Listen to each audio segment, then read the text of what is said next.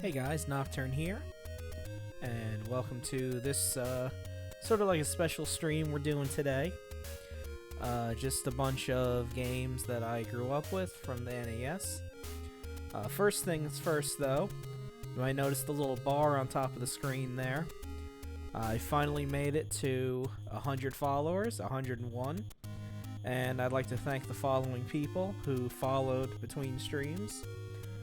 We got Orange Right, Bipolar Girl 690, Lemon Fluff, Marquis _ 2007, Gemini JC, Renee Draka, and Tetsu Fox Zero. Thank you for following me and putting me over the threshold for my goal. That means next week I will do a reading of I Have No Mouth and I Must Scream by Harlan Ellison. And then after that, I will begin to play the computer game based on it.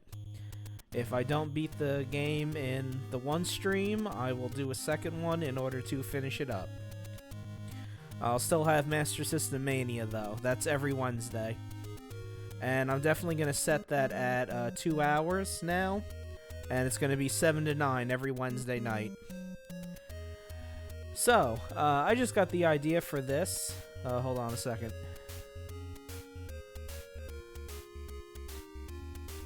Shut up. Alright, I just got the idea for this. I just wanted to show off the games that I owned. And I didn't own too many games because there was a big rental market when I was a kid. There was when, not just Blockbuster, but, mom and pop video stores, small ones were around.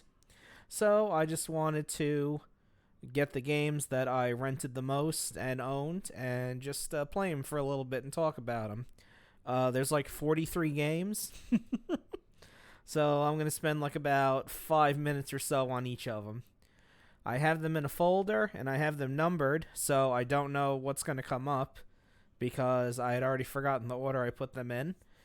But when it first pops up, I'll tell you if it's one that I rented a lot or if it's one I owned. And if it's one that I've played before on the channel, I won't spend too much time on it. So let's see what the first game is. Let me get to my folder. Game number 1 is... Aha! Super Mario Brothers and Duck Hunt. Well, I played Super Mario's before a little bit. So let's do Duck Hunt a little. Flashing lights warning. So yeah, it's Duck Hunt. And of course, the NES I had... Whoop. Got him. Was the, not the one that came with Rob the Robot, the one that was after that. So it had Super Mario Brothers Duck Hunt, the Zapper, and 2 controllers. Yeah, probably. It wasn't my first video game that I ever played. Mine was Hang On for the Sega Master System. But, So yeah, it's Duck Hunt. The dog laughs at you when you fuck up. Like that. And it's funny because I have a white... I don't know if you can see it. Probably not, because I don't have capture cursor on here. But the crosshair is very thin and white on the sky blue background, so it's a little difficult to see what I'm doing here. But yeah, I used to play this game all the time. Okay, good. No, I only missed 2. I'll do a couple more rounds. But yeah, I played this one a lot. And it's just a very fun game. I used to, put the gun right up against the screen because I was a cheating little bastard.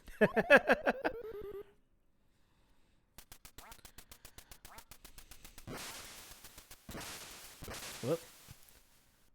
Yeah, I really can't see. It's very difficult to see the cursor. I never did the light bulb trick where if you shoot it at a light bulb. No, you can't. Due to the way that a... Hold on. Let me actually reset this so I can explain it. The way a light gun works is it has to be a CRT, because what happens is, in that flash when the screen goes black, if your eyes are fast enough you can catch it. You'll see the screen go black and a white box appear, and that white box is where the gun sensor has to be at when it pulls the trigger. That's why if you shoot it at a light bulb, you'll be able to hit everything every time. But no, if you're playing on a flat screen TV, it won't work at all. It's like impossible because of the way the TV is structured. So you would have to emulate it or buy a CRT TV.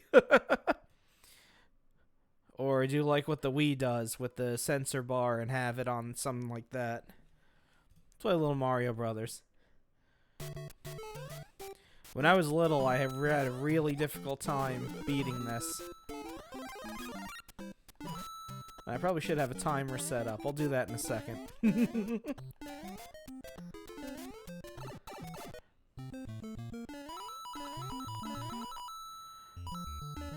But yeah, I just wanted to showcase this because, you know how everybody's library is. They have the games like Super Mario Brothers 2 and stuff like that.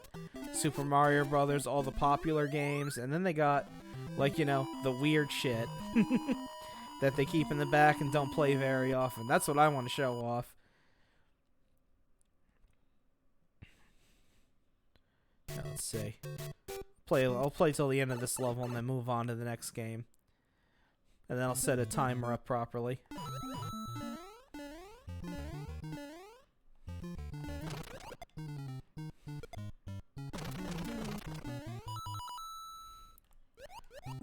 But yeah, I mean, you know, it's Super Mario Brothers. It's a fantastic game.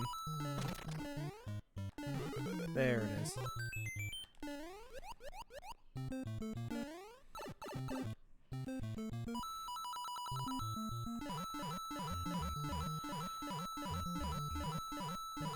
If I really wanted to replicate the experience, I would bust a Game Genie out and start playing with codes, but we can save that for another time. We could probably do a Game Genie stream with all of the, you know, cheats and codes that I used to use. We'll just go over here. Why not?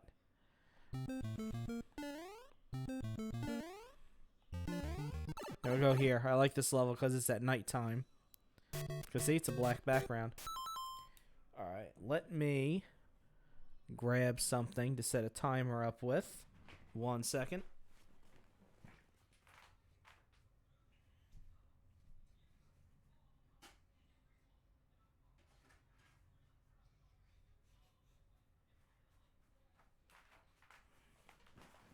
Alrighty. Got my phone here.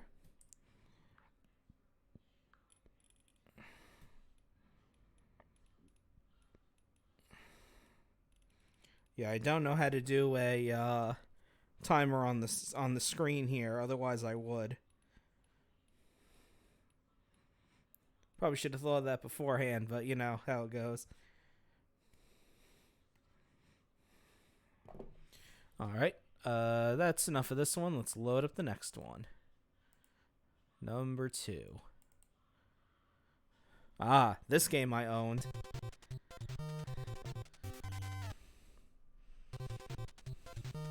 And this is probably one of my favorite games growing up. Because this game is badass.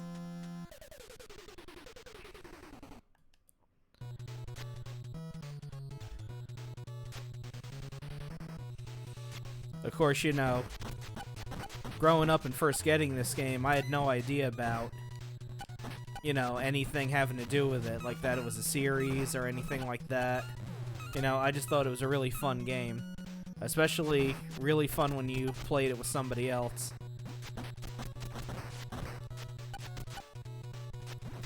Come here, you little bastard.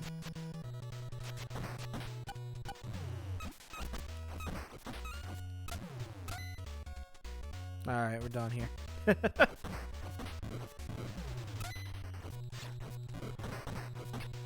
And, you know, this game has been re-released a couple times. There was a version of it on the GBA.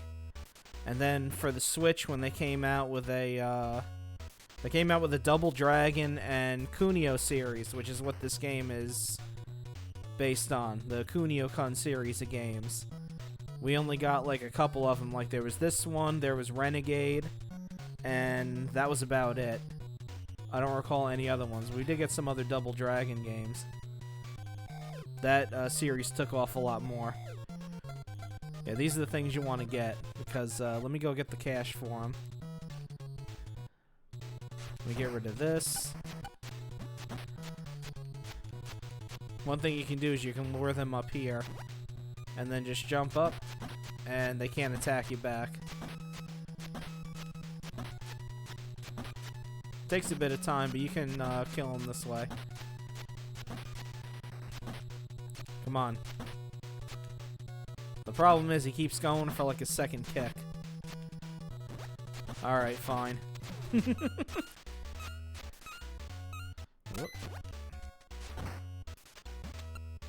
see. Nope, not enough yet.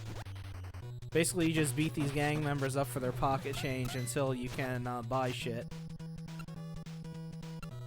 Almost. Oh, turned around. And screens like these where they keep coming, you can just keep farming them for money.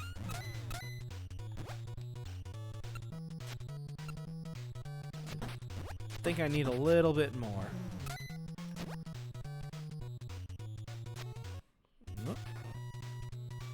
Okay, that should be enough. Yeah. Oh, nope. 10 cents short. That sounds about right.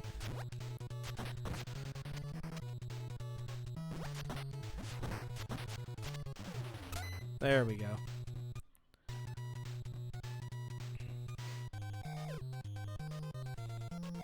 So we're gonna buy this one.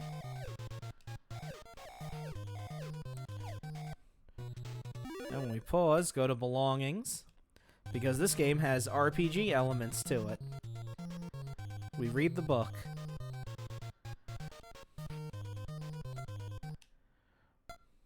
So now that we have that, each time we press the kick button, we kick 3 times.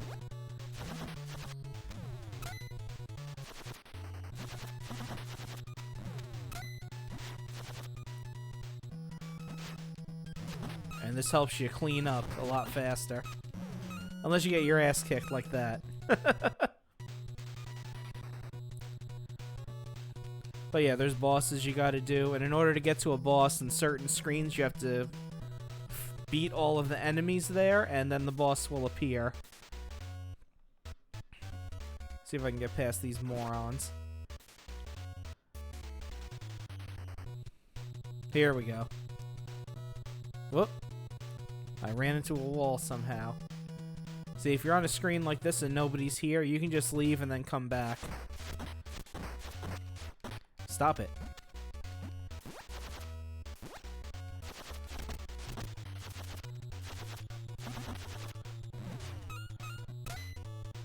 There we go. We're gonna get rid of all these people here. And a boss appears.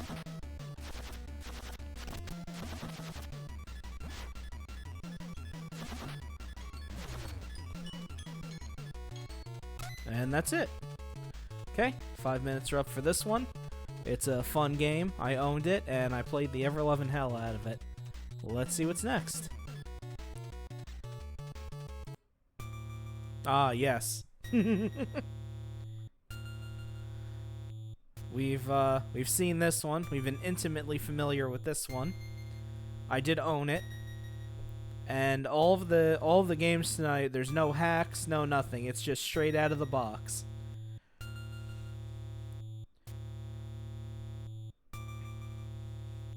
Yes. Yeah. Yeah, remember when I said the obscure dank shit? Here we go.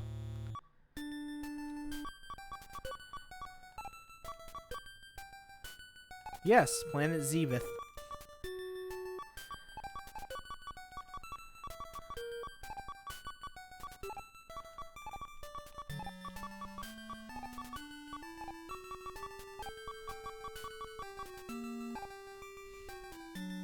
Oh, that would be Engage Ridley, motherfucker.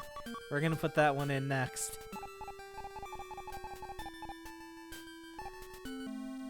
Oh, I spelt it wrong. Oh well, let's go.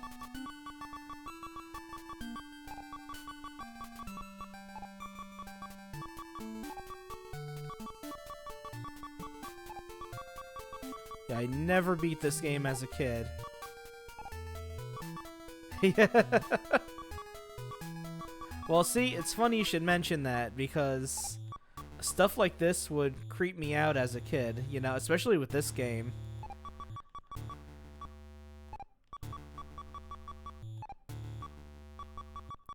Let's see.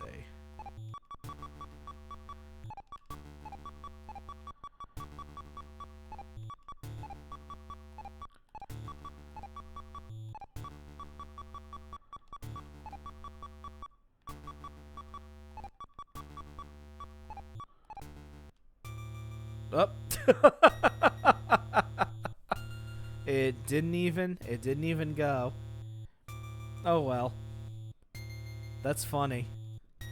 Well, let's just do this. So like I said, there's no hacks or anything, so you're gonna notice it's a bit different from the version I played. We start off with 30 health, there's no map. And you just gotta go on through.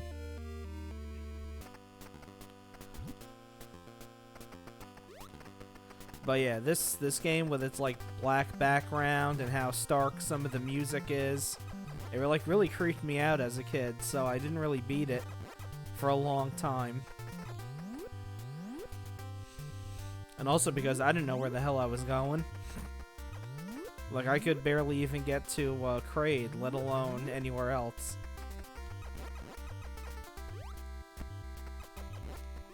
It was when I started using, like, passwords and stuff that I actually beat the game. And, you know, when the internet came out, I didn't have a Nintendo Power for this one, so, when we finally got the internet, I was able to look up maps and shit like that.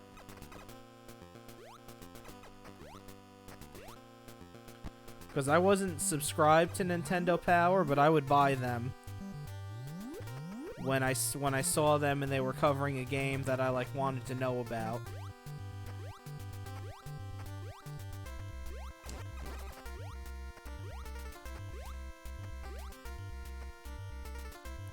But yeah, I did a whole retrospective on this game.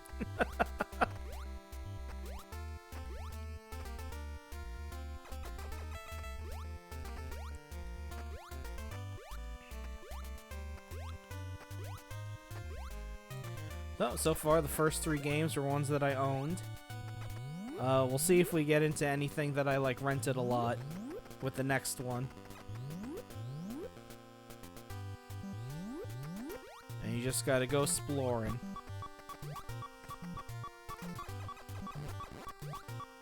Of course, starting with 30 health, you die very fast. And then when you start back from a game over and continue, you have 30 health again. Even if you have like 6 energy tanks, all those energy tanks would be empty and you would start at 30 health.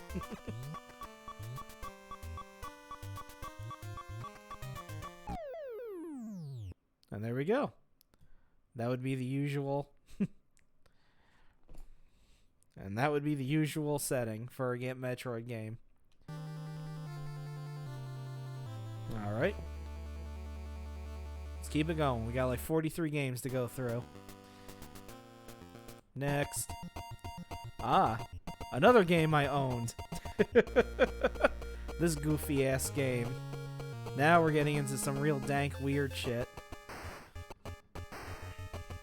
And this goes into another genre of games that I always found very fascinating. The fact that a lot of R-rated movies and stuff had things that were aimed at children. So, you're RoboCop. He is a robot. He is a cop. He is a RoboCop. It's nothing... They tried to port the arcade game as best they could.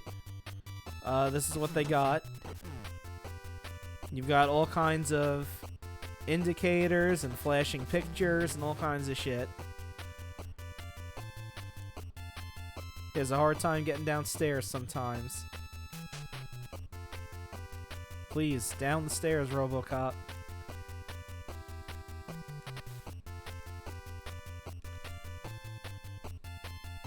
There we go.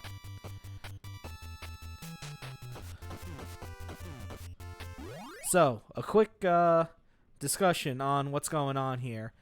The T is your time limit. That ticks down. P is power. The functions on the side are just certain things that flash at certain times. Oh, and sometimes you get your gun out.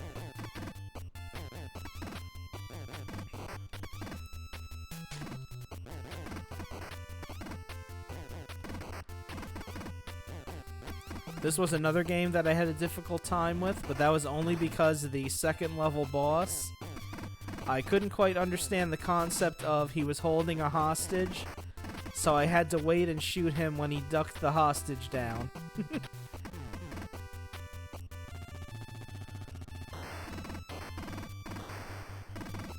What would happen is I would just shoot, and I would end up hitting the hostage and losing health, and then wondering why it was happening. Okay, here's the first boss. You can't shoot him. You just gotta punch him over and over again.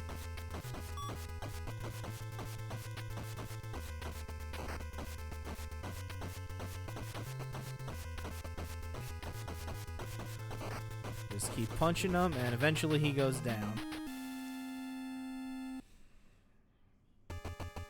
Blah, blah, blah, blah, blah, blah.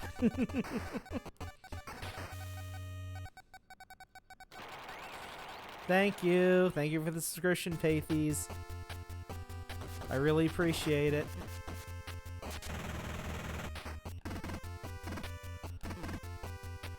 So here's level 2. This is the level that, for the longest time, I could not get past as a kid. Because I couldn't handle the boss. Of course, never having seen the movie. Yeah. Yeah, the RoboCop theme is very strong.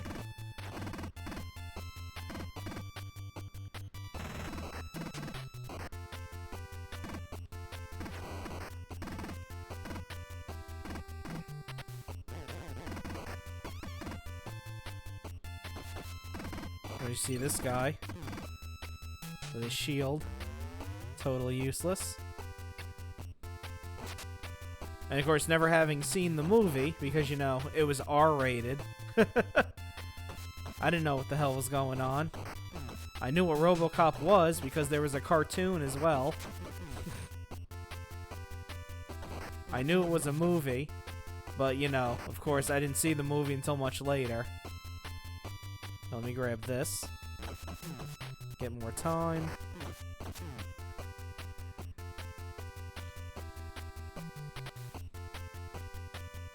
Okay, let me just keep on going here. You can go into these rooms, but there really isn't that much in there. Like, some of them have, like, power-ups and stuff, but you're better off just not even bothering.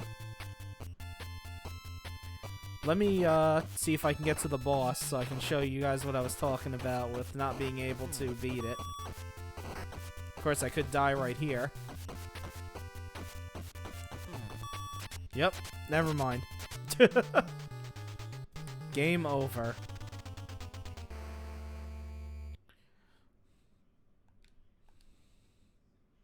And it just kicks you right back to the title screen.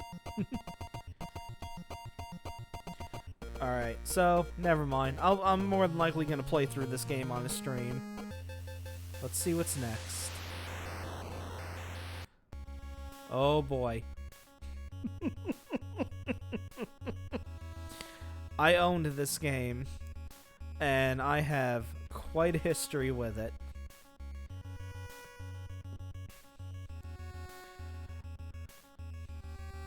Yes. Ported from a computer game.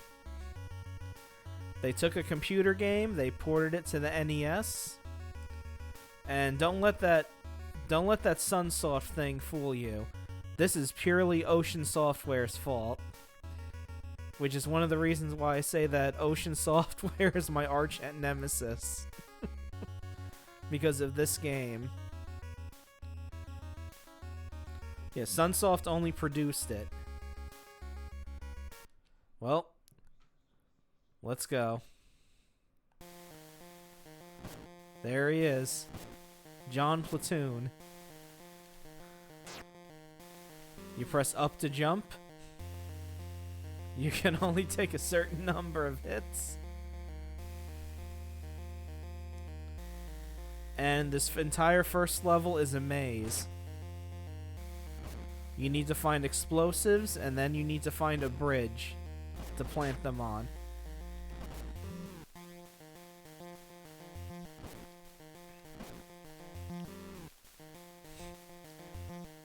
And listen to that stirring music.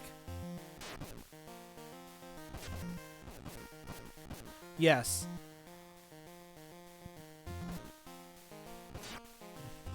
Whoop, I meant to jump over that, but I went up because I pressed the up button.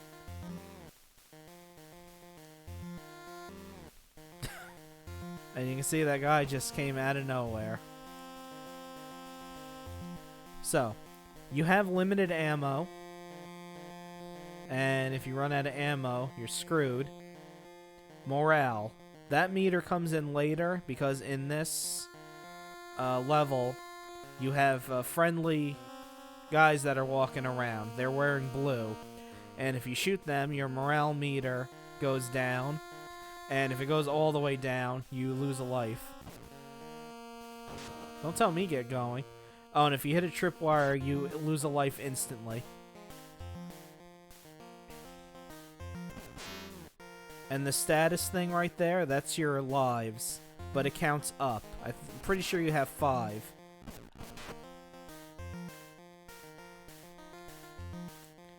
Let me see if I can at least find the explosives.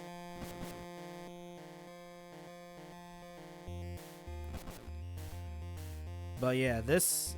Speaking of games I could never beat, even with the Game Genie, I could never beat this game. Because it is a nightmare.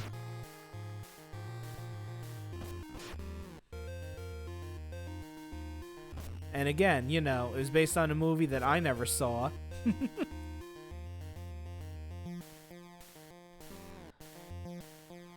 Because it said this came out in like 1988. I was like, what, 5? I was born in 1983. Yeah. Well, the second one is a maze, but you have a map because it's a sewer system. The third level is just like a turret section, but it's pitch black and you can't see anything. And then the fourth level is kind of like the base sections of Contra, where you're kind of running into the screen, but you need to get to the helicopter to get the hell out of Vietnam.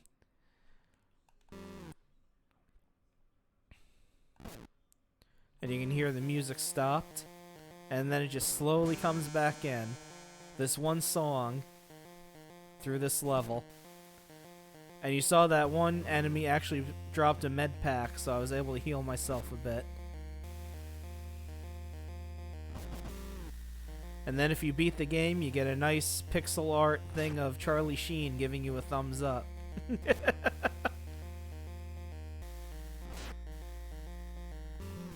Oh, are those it? Hey, look at that. Whoop, never mind. Yeah. Now I just gotta keep going up in order to get to the bridge.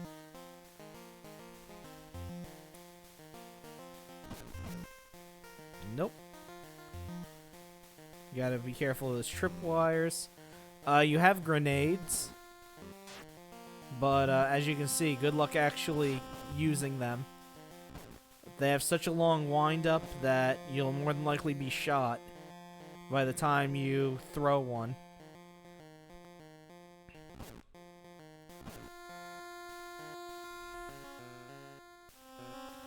If I sit down and actually stream this game, I'm gonna have the map in front of me, because there's no way in hell I would attempt this game without a map.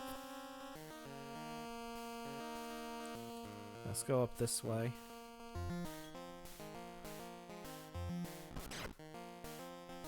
I'm gonna go with this one a little bit longer. At least until I get a game over.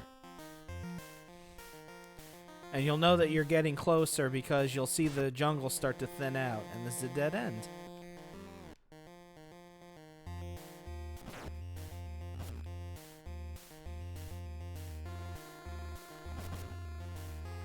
Nope, jump that. Okay, so now we gotta go back down and then retrace our steps up.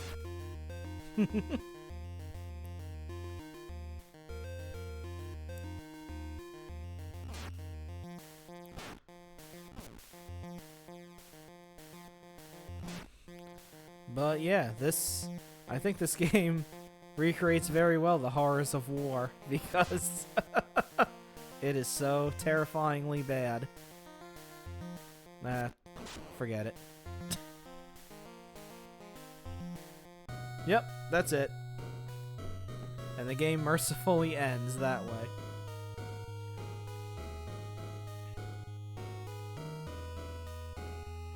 Alright, what is next? Aha! Another game I owned. I owned Mario 1 and Mario 3. I never owned Super Mario Bros. 2. But, I mean, everybody knows this game. I mean, hell, they made a friggin' movie about it. I remember the wizard.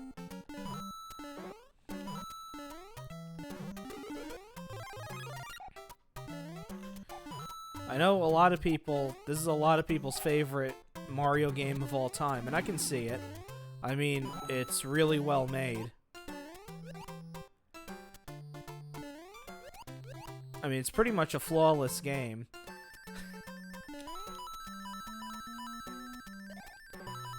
I mean, it's fun, the challenge is just right.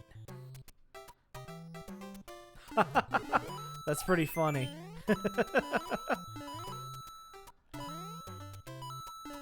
Yeah.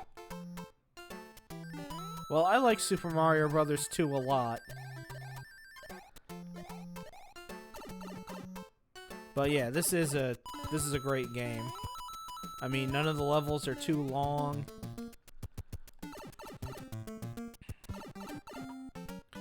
I mean, if you really think about it, the levels are really short.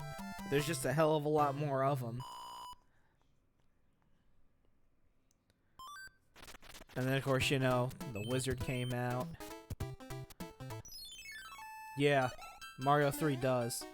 And even if you don't like it this way, you can always grab it on, there's the Super Mario All-Stars. If you want to play it that way. Yes, indeed it was. I saw that movie in the theaters. Because I was so into Nintendo. And I really liked it. I still like it. I think it's like a really goofy movie. Like it's silly, it's fun. Yeah, it did. Oh, it had a few gameplay tips for this game.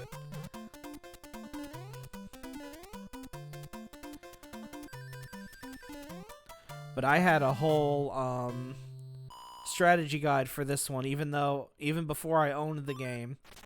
I had a full color strategy guide that said all of the levels with maps, all of the enemies.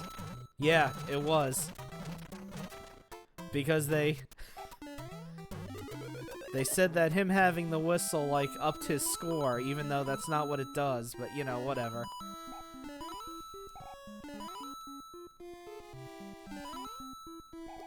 Nintendo Power and exploring.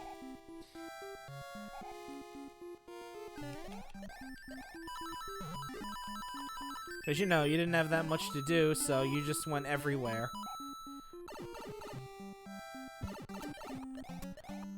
Speaking of whistles, let's get one.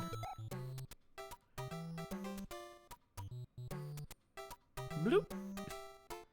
Yes, the tip line. Which I never used. Because my mom took one look at how much it cost and she said, hell no.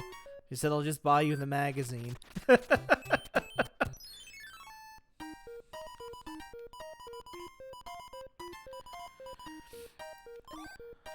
Okay, we got a flower.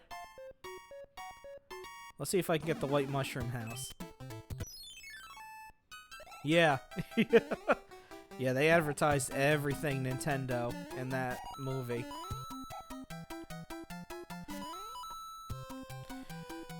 Let me see, what? I don't even know if I can remember how much the tip line was.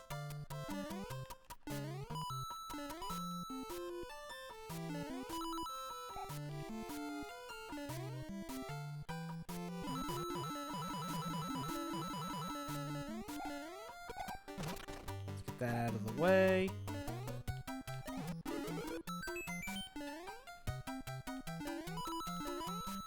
I remember one of the cheat codes for this game was you could pick a power-up and stay that way permanently, no matter what happened.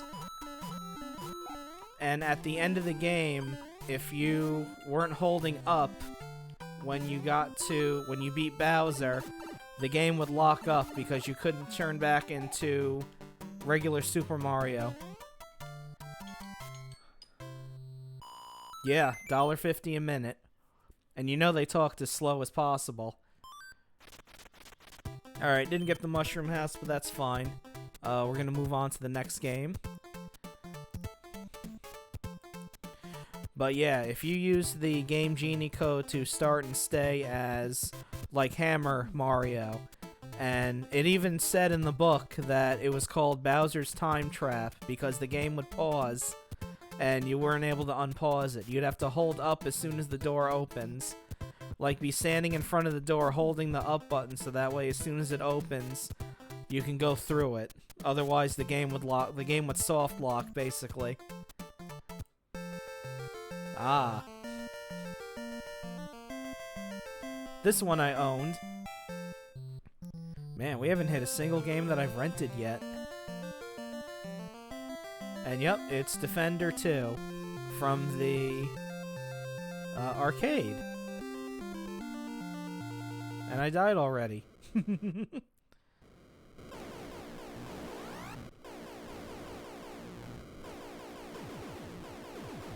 So, Defender 2, you just go around, you shoot the hell out of everything, and you make sure those little people down there don't get stolen.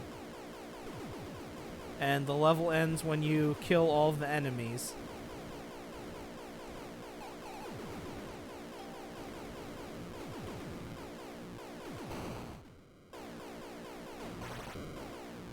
If you press the one of the buttons, it does this smart bomb that flashes the screen and kills everything.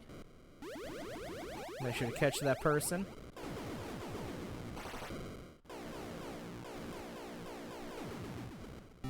And there you go.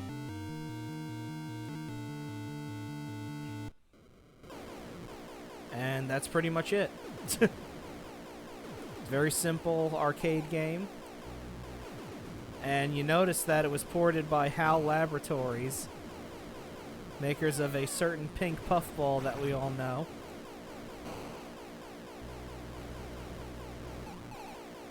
Come on. Get up here. Alright, fine, whatever.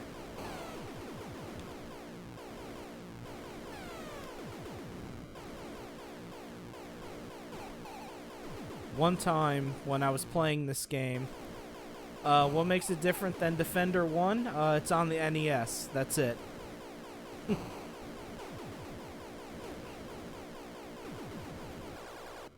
Oh, and I died.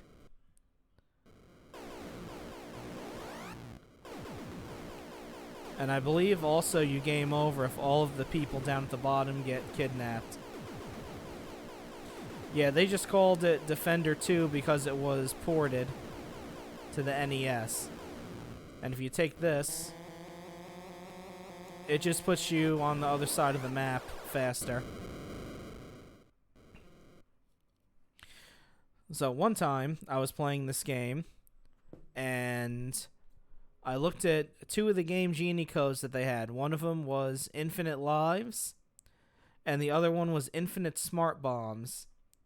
So basically, you could just fly, keep hammering the Smart Bomb button, and get through the levels. I wanted to see how many levels there were. Well, after it went through... Let me see. I think I spent like about 3 hours playing through this game. It got to the point where the attack waves weren't numbered anymore. They were lettered. And then after they were lettered, they just started using symbols. And I figured out quickly, I'm like, oh, this game probably doesn't end. I think it went all the way up to, yeah, it went to attack wave 99. And then it was like attack wave A. Then after Z, it just started showing a whole bunch of symbols. Alright, let's go in again. Let's do game B.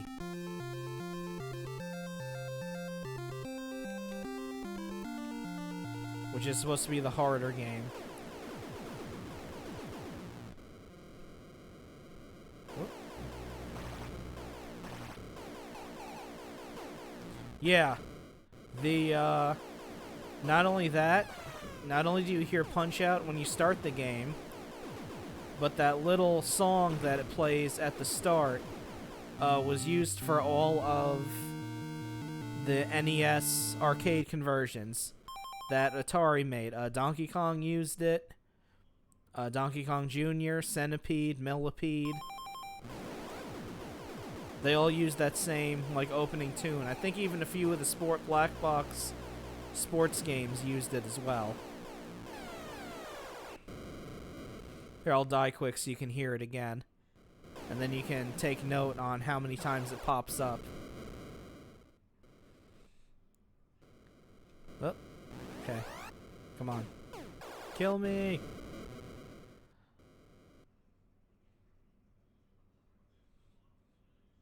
Let's see if it plays it again.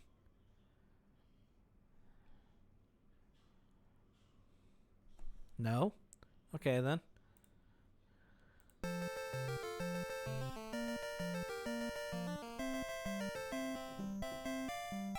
Yeah, this little song right here.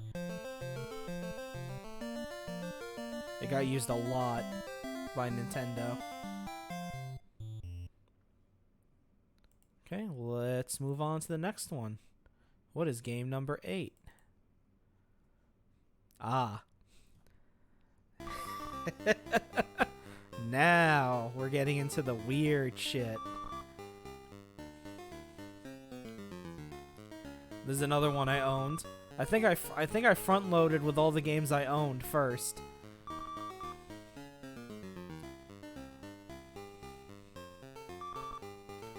And yes, this little story thing plays every time you open the game. You can skip it, but why would you miss the story?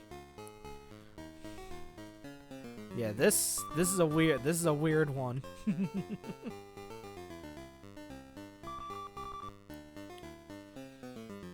And yes, the text is this slow. This was adapted from a manga called The Burning Wild Man. Well, that's how they romanized it. And, it looks absolutely nothing like this. It is as different as night and day. I don't even know why they bothered to bring the game over. But they did. And they gave it a circus theme. A horrible, horrible circus theme. It's Circus Caper.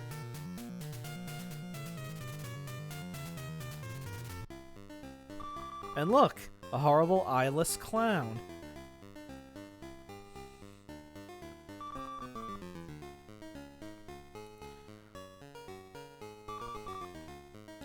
Now, in the Japanese version, they had this, but it was a actual game that you had to play. And if you won it, the game would end. So you had to lose in order for the game to continue. But in this one, they just make it so that whatever happens, the clown says, oh, here's your tickets. So that is kind of nice of them. Oh, I'm surprised Nintendo let that slip.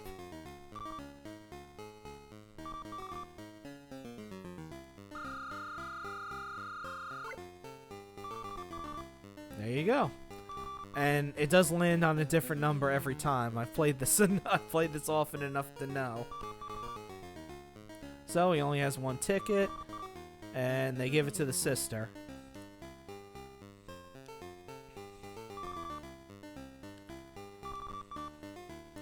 So she goes to the circus to see. Yeah.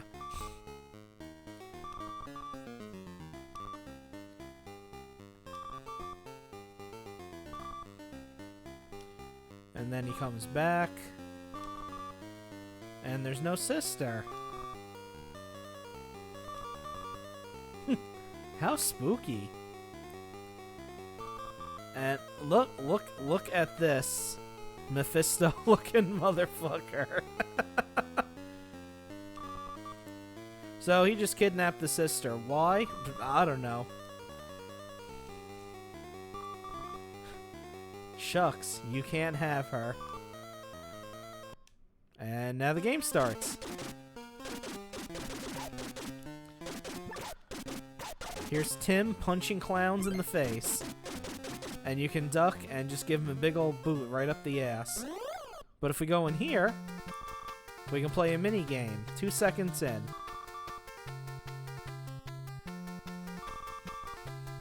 Yes, the carnival game where you jump over a live flame that's trailing over the floor.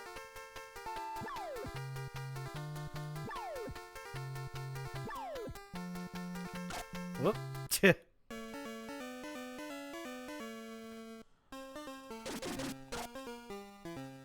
I want to show this because one of the things you can do in this game, if you have the brick, when you're at the start of a level, you can kind of put it there, and then you can just jump up and you can skip a play. You can skip some of the level.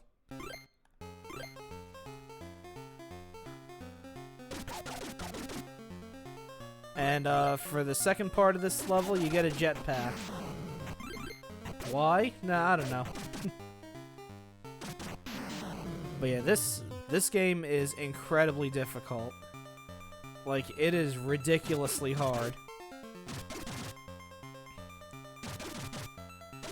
Because, like, you touch anything at the bottom of the screen, if it's like a pit, you're dead.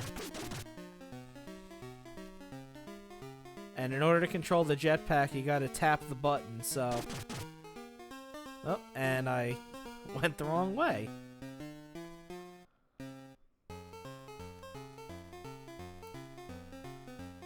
There we go. Like, when I was little, I had a hard enough time just getting through the first level, let alone actually beating the damn thing. You do get a lot of items, though. Like, this hammer just goes straight forward. We saw what the brick does. You get a yo-yo that's like a shield. Whoop. I forgot to... I forgot to set the timer for this one, but that's okay. We'll just keep going.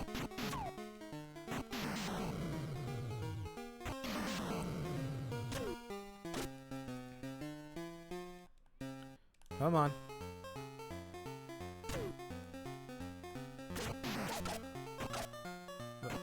This right here. This part. This part I would always die at because I would try to hit the jetpack button, but it wouldn't go fast enough. And I would end up touching the bottom of the screen and you like die instantly. But here's our first boss. bag full of clown.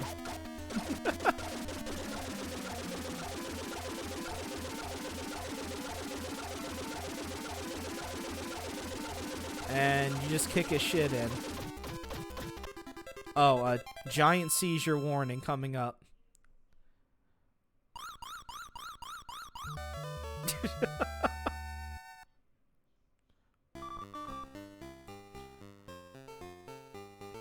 Yep, it's just a clown bag, I guess.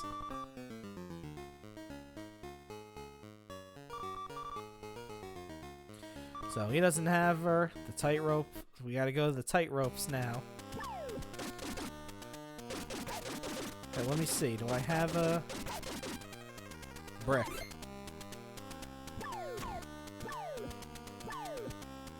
Oh, not in this level. Oh yeah, and 1 life. That's it.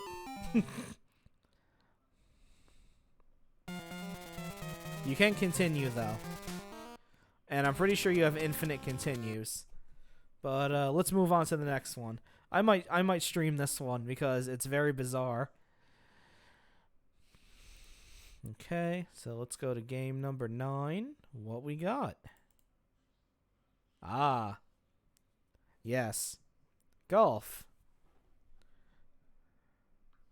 I did own this one. Yes, sport. Do some stroke play. Why not? And there we go. You've just seen the entirety of the game.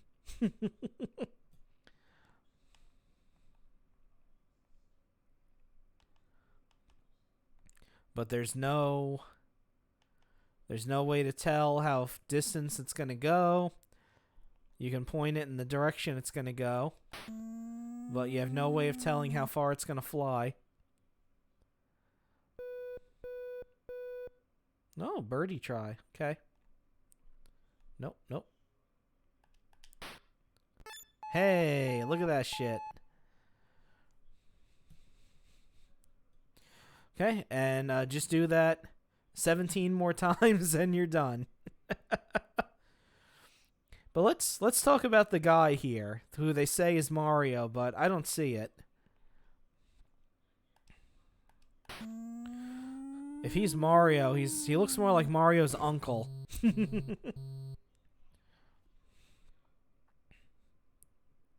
Alright, do I have a sand wedge? Yes, I do. Good.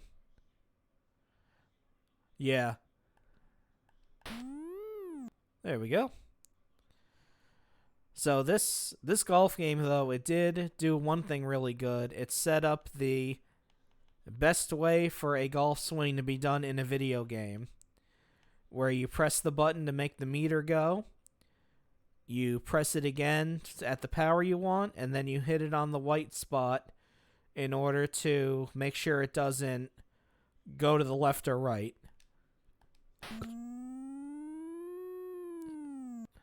I'm surprised I didn't go out of bounds. But yeah, the only thing that's bad about this game is you have to pick the club, so... Yeah, it would. And it would be a lot more playable, too.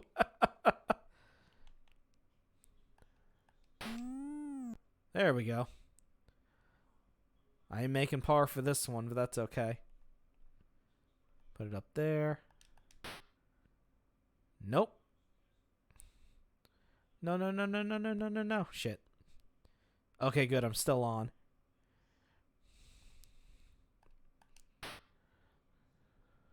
Almost. Yay.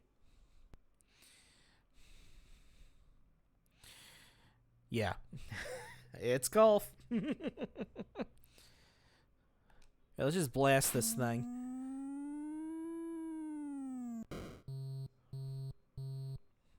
Okay.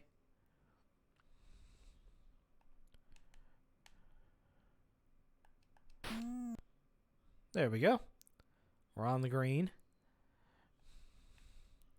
We'll put it up a little bit. Yeah, really. It would have been a really good shot. Oh, almost got it in.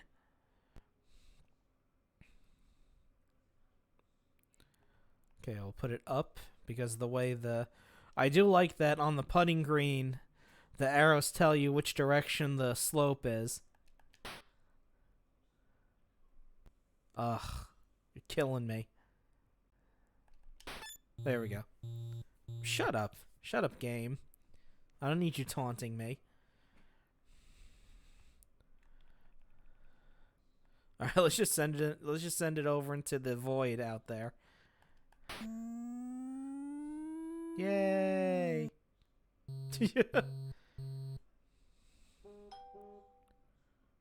Shut up, phone.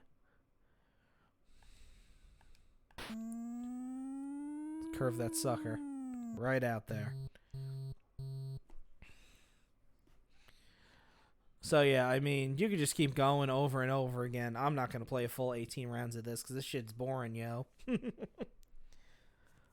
If I was gonna play a golf game, I would much rather play a Mario golf game because those are a lot more fun, and they have the actual Mario in them, not this guy over here. Okay, let's go to the next one. Game number 10.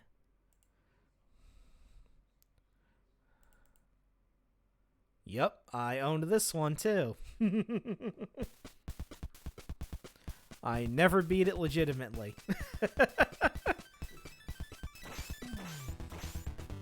I cheated the ever-loving hell out of this game.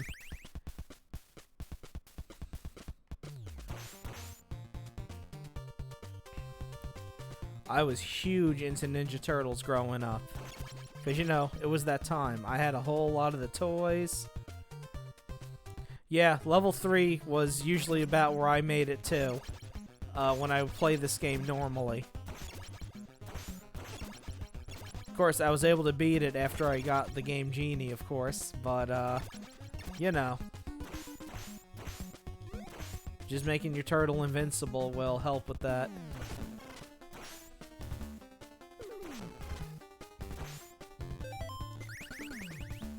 There we go.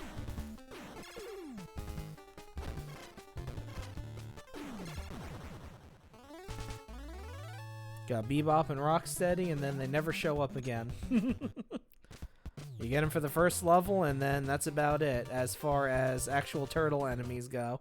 And then you get Shredder at the end.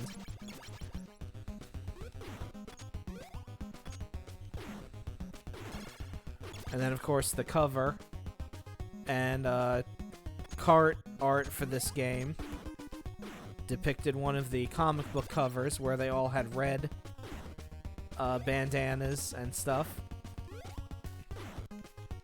Come on. There we go. Let's get some pizza.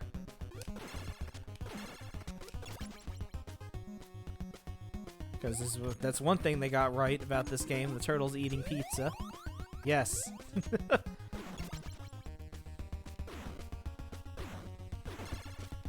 Yes, because I like pizza too. Hey Leo, you got your ass kicked. Let me give you this big one. Now, I have to get out of here without getting hit. We'll see how that goes.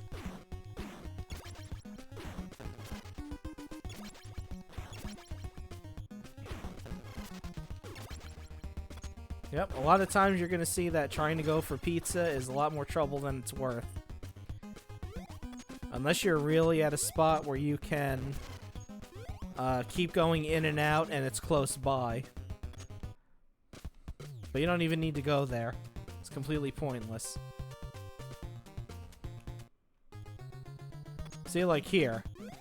I can grab this pizza. And then you can just refill everybody.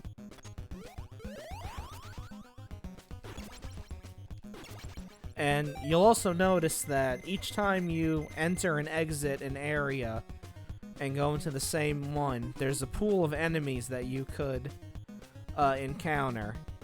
Basically, there's a large pool of enemies that you could run into, and the computer just picks a group when you go into a new area.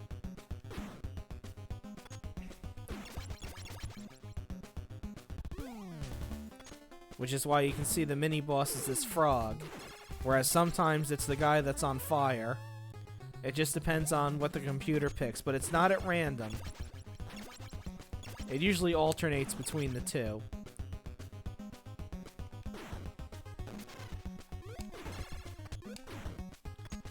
And I know there's like a consensus online about this game sucking, but it doesn't. This game is awesome.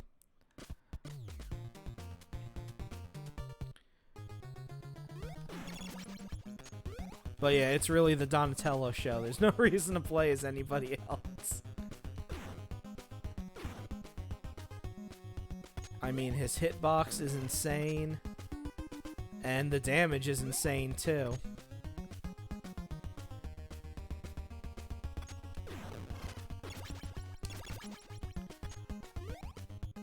And then we're gonna get to the boss here. We just go up here. And if you notice, the only time that it actually hits him is when he jumps, because when he jumps up, it pushes his hitbox up enough to make contact with the staff. Otherwise, it misses.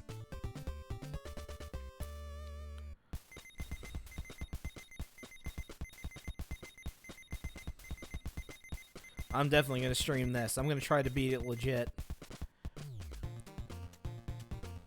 Okay, next up.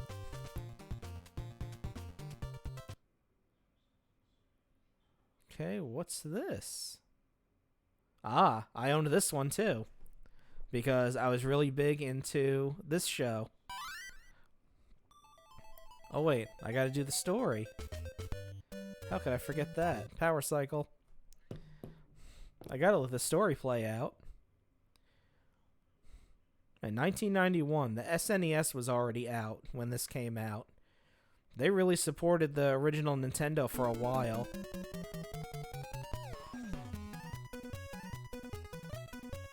But yeah, I loved this show when I was growing up.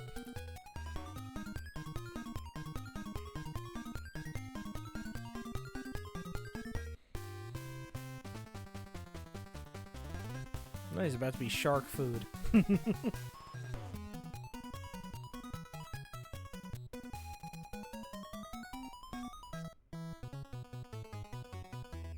Yes, you certainly do.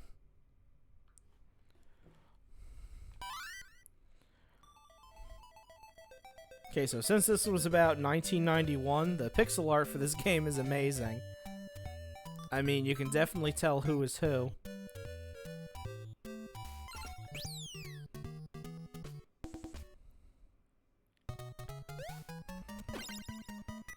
And, you know, you just jump on enemies and kill them. Get an extra hit point with that heart. And the enemies are actually enemies from the show, unlike the Ninja Turtles game that I just played.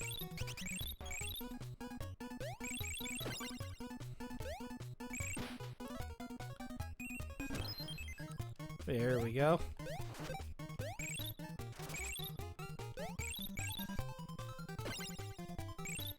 You know, they got music from the show. Whoop. Oh well. That happens sometimes. And you know, it was made by Konami, so you know the game's gonna be really good. Konami did really well with all of their licensed games.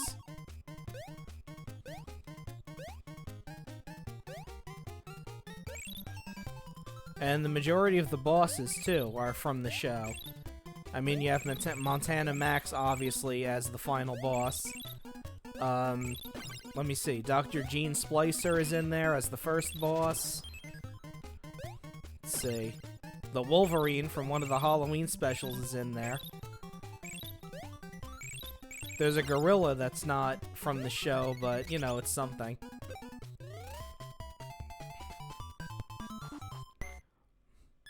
And they do cram a lot of characters in there.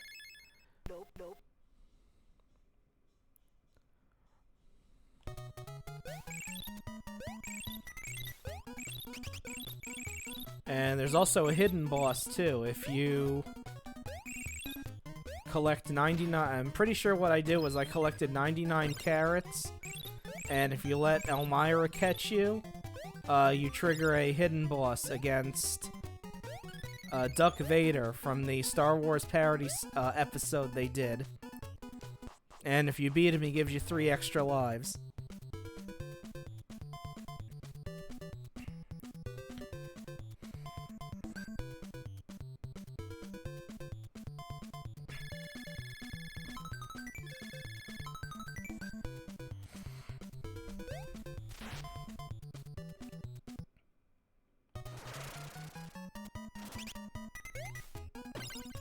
There we go.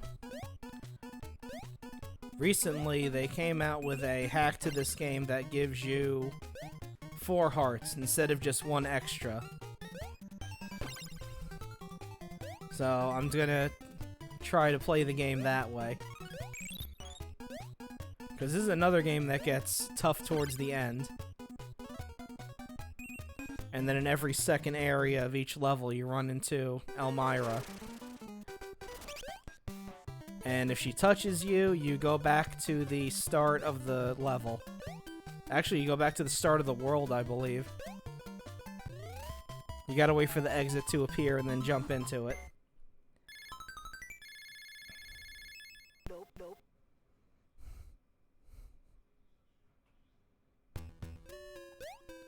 Okay, and this is where we're gonna fight the first boss. Yeah, I want to be Buster for this.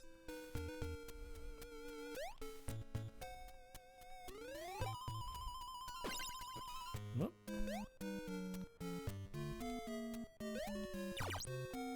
Nope, I got hit.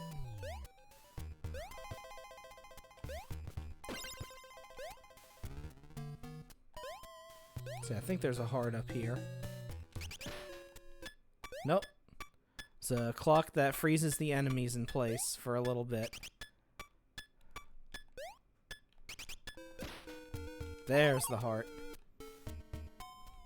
Let's wait for everybody to pass through there.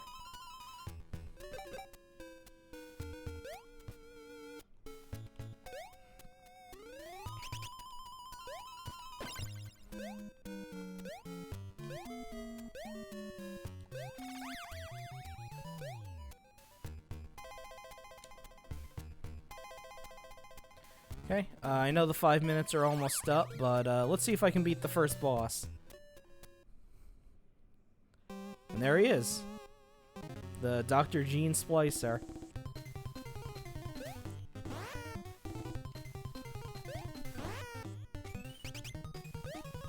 There you go.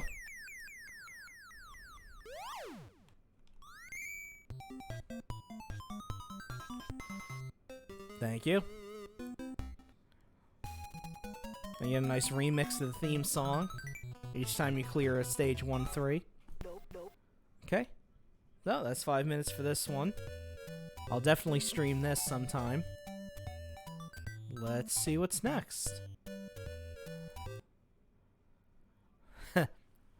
So, I did like golf games when I was growing up, which is why there's 2 of them here. This one I owned also.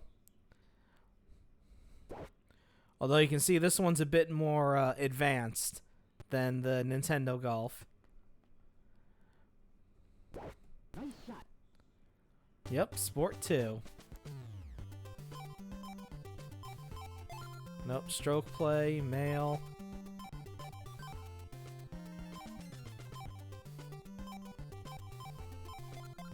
Oh, there we go. I'm just gonna be N, because we got 5 minutes here. Oh, we can do ladies golf. Hell yeah.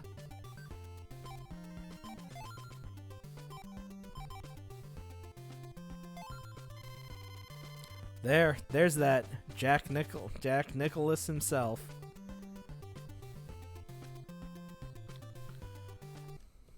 Okay, no more music now. This is also made by Konami. And it controls a little bit differently. Although, as you can see with this one, it tells you the distance that the driver's going to go. And it's the same 3-button thing as before.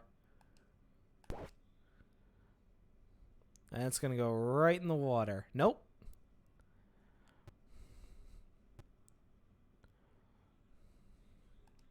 Yeah, you don't get an overhead view of the course like in NES Golf, but that's okay. Okay, so 100 yards. Let's do that. Nope. Right in the sand.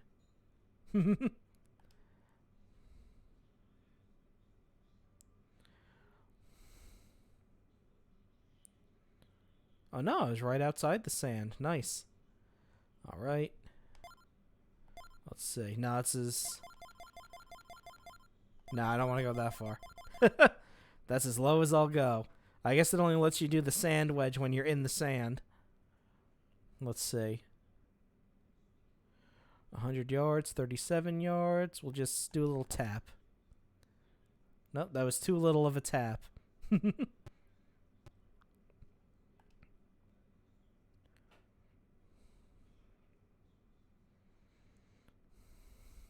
So yeah, this is where you have to like take into account the fact that when it tells you the max distance is 100 yards and the distance is 28 yards, for example, you need to figure out on the gauge like where about that would be.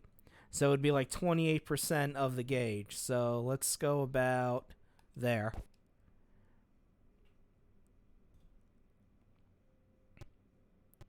Okay, well, see, 22. Well, we're on the green, so we're getting there. And we're going to putt. So 19 feet out of 80 feet. Let's see. Go a little over. And whoop. I forgot to hit it the second time. So it curved. Oh, and this loading in, you can't make it go any faster. It does that every single time. Alright. No.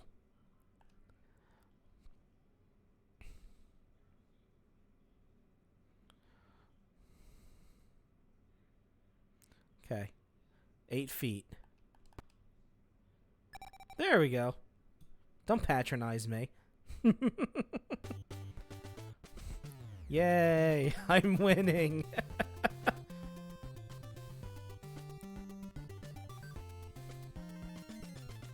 So yeah, it even gives you like statistics after each hole. You get him saying weird shit at the start of each hole. Alright. Let's send this baby into the stratosphere.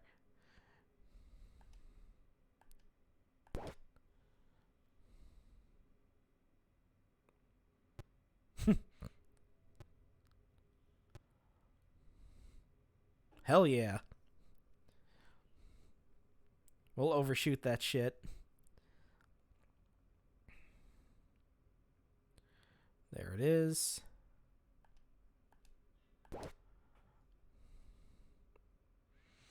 But yeah, if you're going to play a golf video game, you're better off with Mario Golf. I mean, this is all we had, so... so we played it.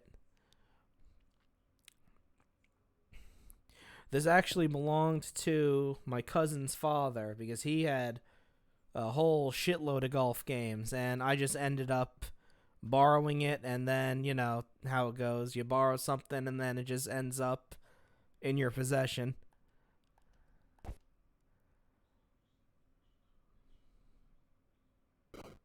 No, right in the sand.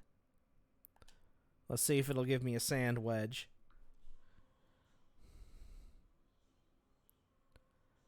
Yep, there we go. So yeah, you can only do the sand wedge when you're in the sand. Nope, I didn't hit anything. There it goes.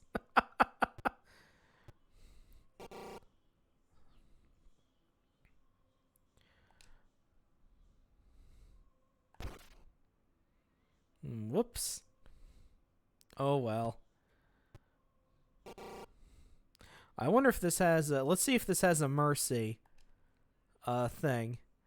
Where if you go 10 without getting it into the hole, it just kicks you off.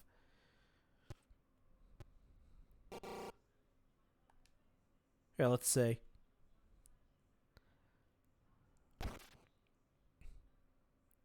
Oh yeah, with the wind, that's gonna go way over. Nope, it just lets you keep doing it. So, let's move on to the next game.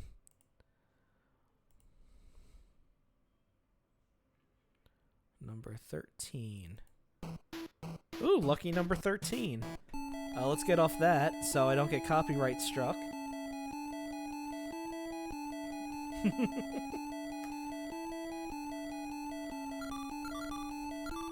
Let's go here. I can't go to the moon because that'll also get me definitely copyright struck.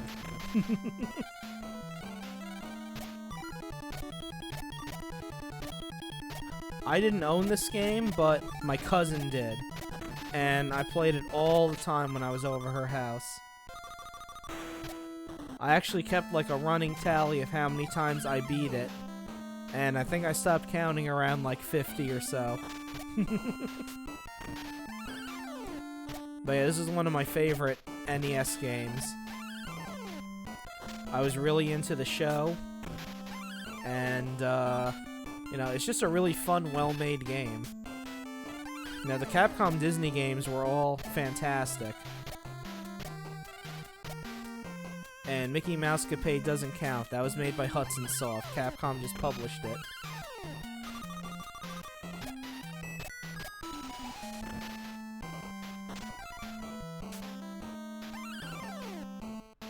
Got illusion walls here.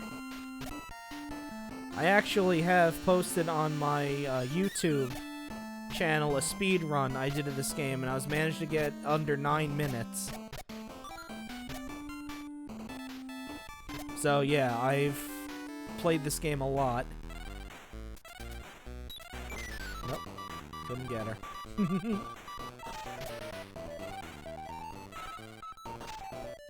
Oh well. But yeah, especially after the new cartoon came out, and they actually used the moon theme in the cartoon, Disney is pretty much striking down anyone that plays this game without like the volume being super low or constantly talking over it.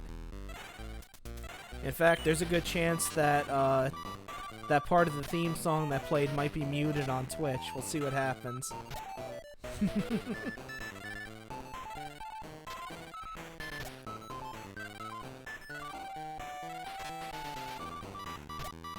Okay, one more.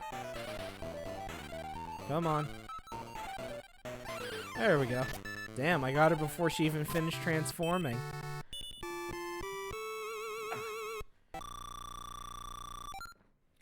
Then after you beat a level, he does a little dance.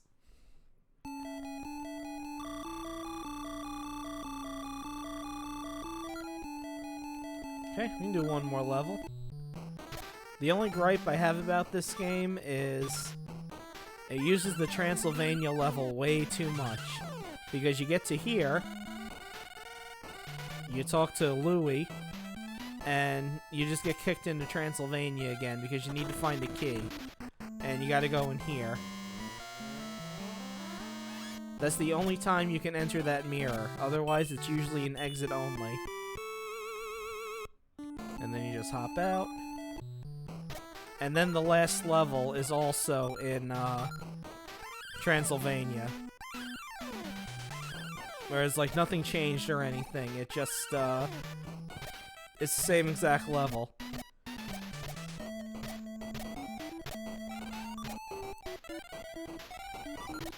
And as for DuckTales 2, I've never really sat down and played it. I'm not that big a fan of it. You can go over here. And not only do you get Mrs. Beakley over here giving you health ups, if you jump over here,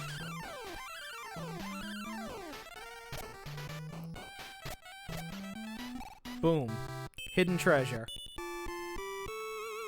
And you need to find these because the ending you get is based on how much money you have total when the game is done.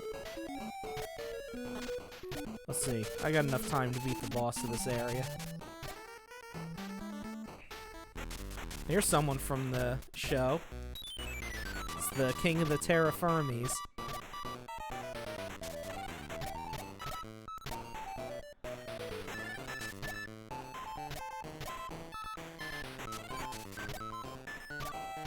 Okay, one more should do it. Yep. There we go.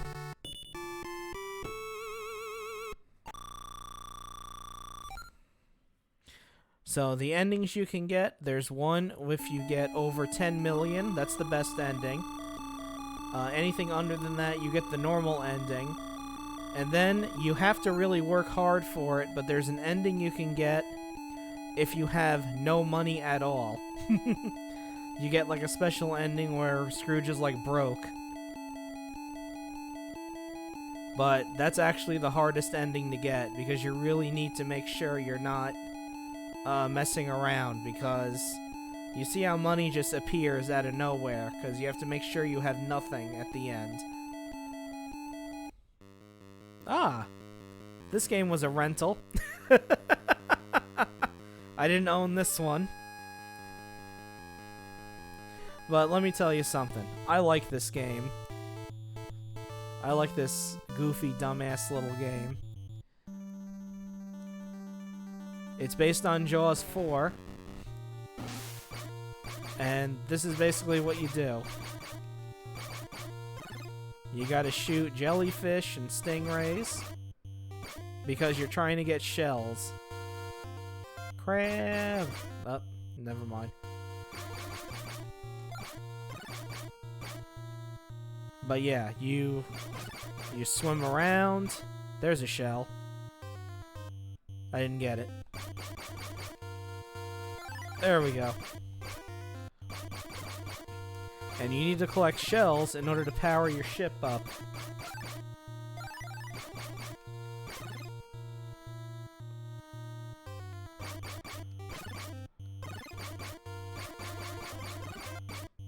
And usually you hang around on a screen like this for a little bit, and then you get kicked out back here.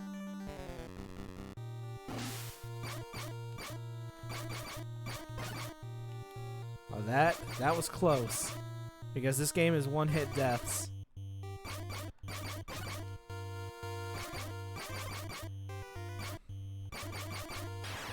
Yep, just like that. And when you die, you lose half of your shells.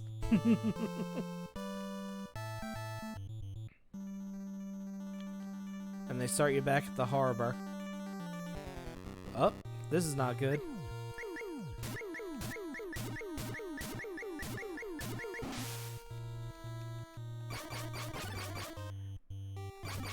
So yeah, you can hit Jaws randomly. And you can shoot him, but you have no chance of getting his health down at all. And he just regenerates a lot of his health as soon as the encounter is over.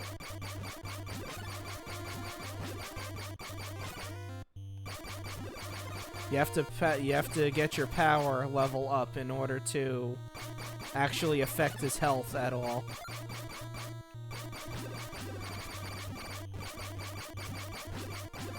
Because like even with like rapid fire, you couldn't get it down in time. Because you've seen all the times I've been hitting him, and I've only taken like 2 bars off of his thing.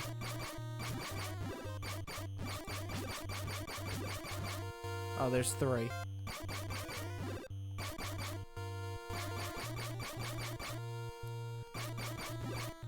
So yeah, this is another, this game was not made by LJN. It was published by them. Because any game that has LJN on it, they don't make games, they just publish them. Let's see if this will get him to leave me alone faster. Whoop. Yeah, those shells don't last too long. Oh, now there's a baby Jaws I gotta deal with too.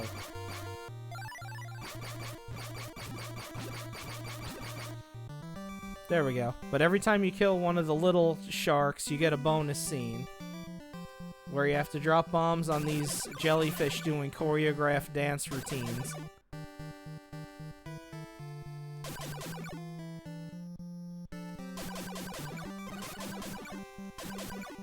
And you can also speed up and slow the plane down. And then depending on how many of them you hit, you get shells.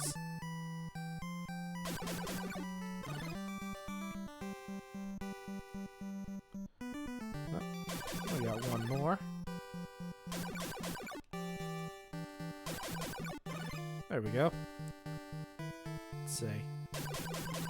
They got a couple more dance routines they gotta do before the bonus level is over. There we go.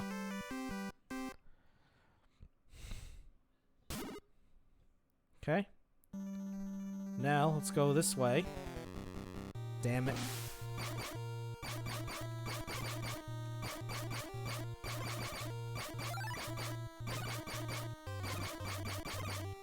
But even if I die and lose half my shells, I'll still be fine. Which is good, because I just smashed myself right into that jellyfish. Because the first power-up you get, you only need 5 shells for. And then it just goes up from there. No, go away. Let me get into the harbor. Yeah, so the first thing you get is a receiver that pings when Jaws is close. Alright, that's enough of this. Alright, next up. Ah, another popular rental. A little bit more well-known than that first game I played.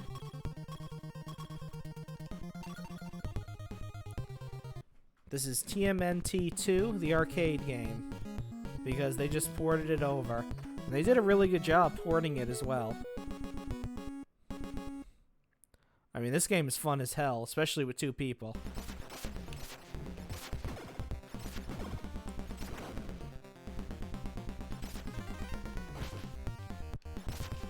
No, let go. Get off of me.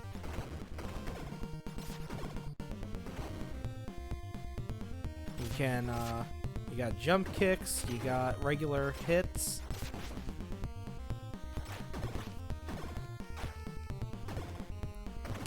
And then if you don't hit jump and attack at the same time, if you hit jump and then immediately after hit attack, you do this like super move that knocks out most foot soldiers in 1 hit instead of 2. And unlike other beat 'em ups where they have moves like that, it doesn't take your health away. And then of course there's Pizza Hut advertising. Because when you bought this game, you got a free coupon for a personal pan pizza at Pizza Hut.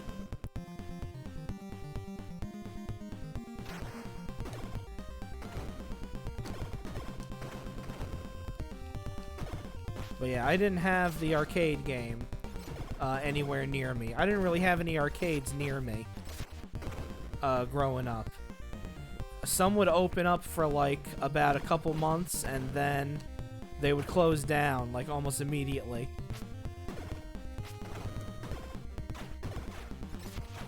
Mostly because people would end up starting to deal drugs out of them.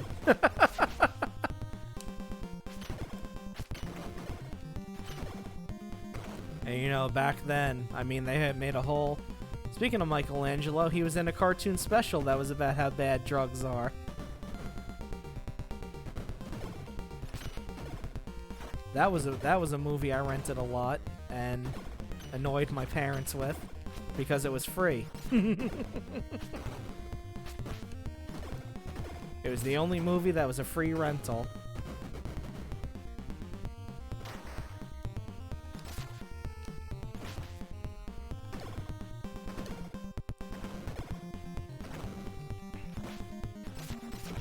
Exactly.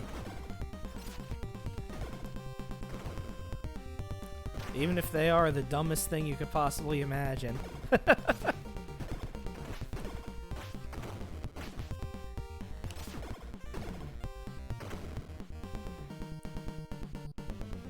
I mean, it's funny how even still today, the drug they focused on the most was marijuana because, you know, that was the big bad drug that people harped on about back then. But that went all the way back to like the 30s. And the reason why was because drugs like cocaine and heroin were being used in medicines in the 20s and 30s. So so marijuana got singled out as the bad one. And it stayed that way for a very long time. That's why they're having such a difficult time legalizing it. Because it's been demonized for like 80 years or so.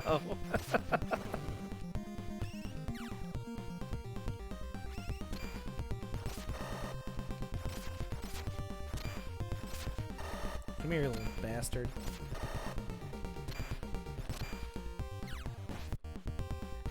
There we go.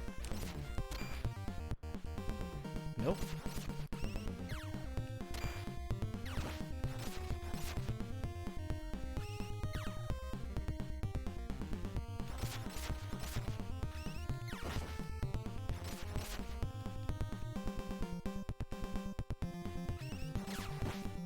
Stop it.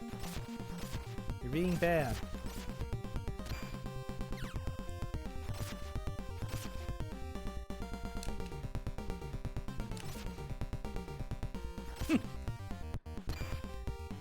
There we go. No, I'll beat the... I know the 5 minutes are up, but I'll just beat the first boss and then go from there.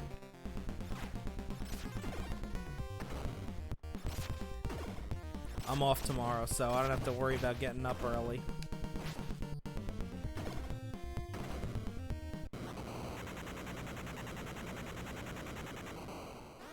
See if I can get a cheap hit on him. Yep. And then you got a hit right on me.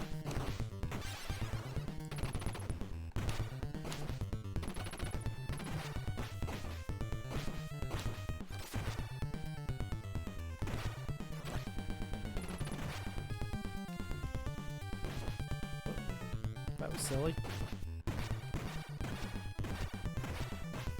There we go. Got some good hits on him there.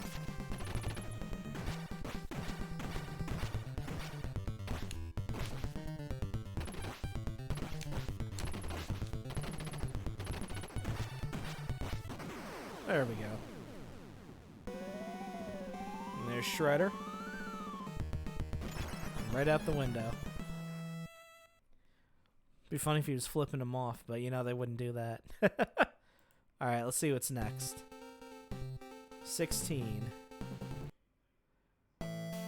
Ah.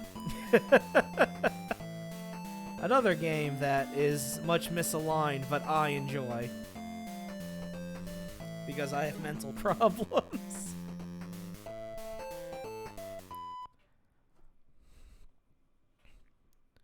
So, this is Acclaim. Another R-rated movie that I couldn't see, but, you know, they made a video game out of it.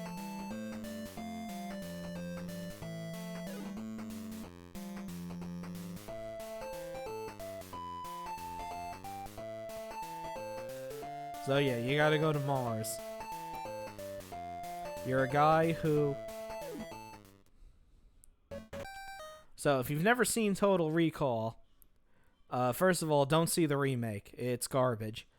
See the one with Arnold. See the one that actually has Arnold Schwarzenegger in it.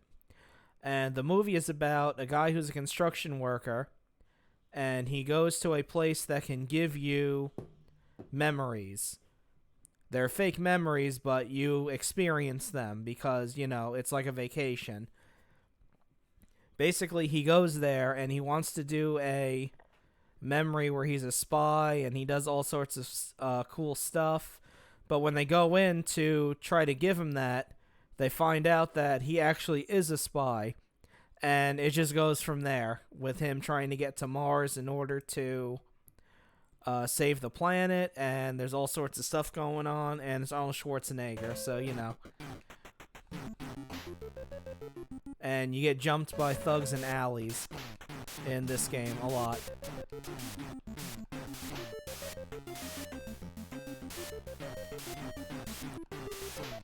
So Arnold here, he jumps, he punches, he does a duck punch. You get soda in order to get your health back. You can go into the cinema and you can see the credits of the game. But we're not going to watch that.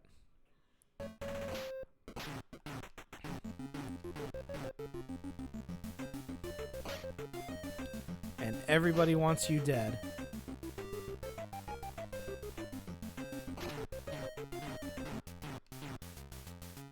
So, let's just keep going. And now I got ganked into an alley again.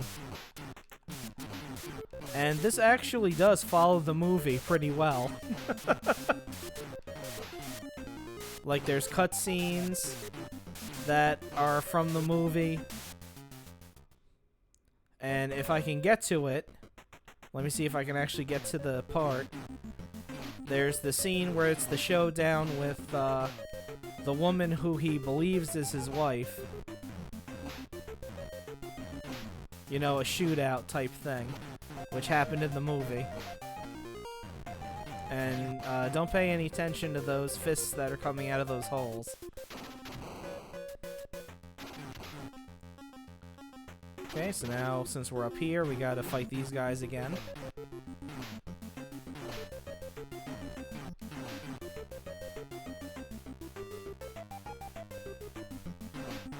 Okay, that's good, because I was a lot closer to death than I thought.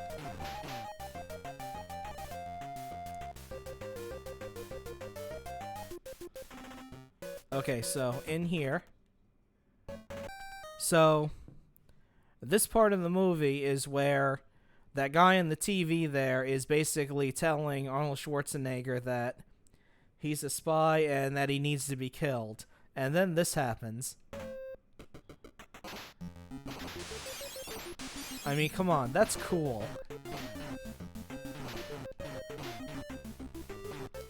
And if you look at what's going on in the background, you can actually see a guy go into an elevator. And there's enough nice reference to another Arnold Schwarzenegger movie.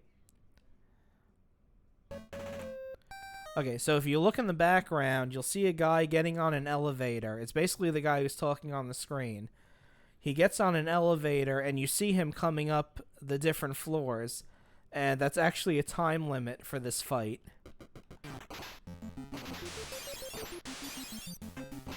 You'll see it on the two side screens since she blew the TV up.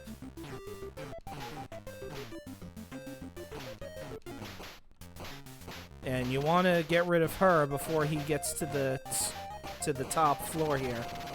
Otherwise, that happens. He just pops into the doorway and just starts shooting endlessly until you get killed. Alright, let's see if I can beat this, and then I'll move on to the next game. Because you gotta punch her enough to make her drop the gun, and then you just gotta keep shooting her until she drops.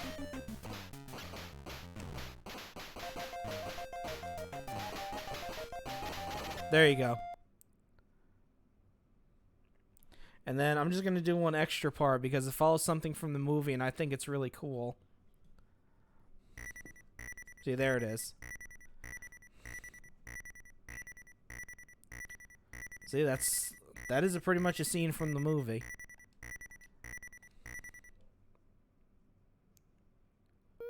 Look at this with the skeletons and the thing, just like in the movie. I think it's really cool. And there's another reference to the Terminator. I think I rented this game like a couple times. I never beat it, but I really enjoyed it.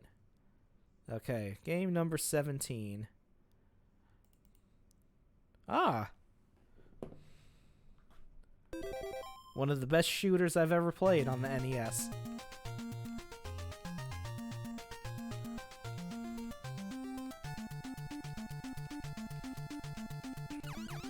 I mean, it's another Konami game, and it's amazing. There's really nothing else I can say about it. This is a fun game. It's really fun with 2 players.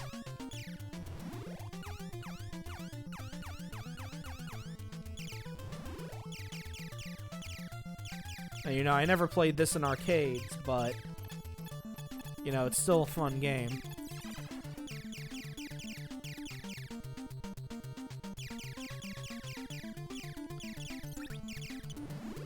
Thank you. Let me try the ripple laser. I usually never get it.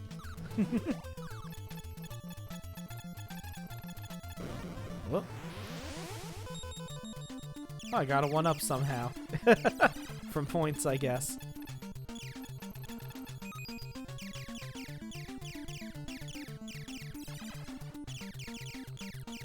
But yeah, not a bad arcade conversion. I mean, of course, you know, it can't do everything that the arcade machine was able to do. But you'd be insane to think that it could. I mean, it's the NES. It's still a really fun game, though.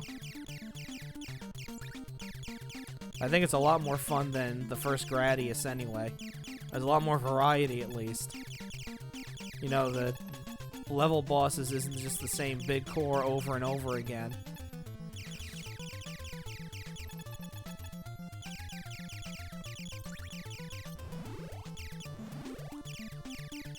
See if I can get the laser.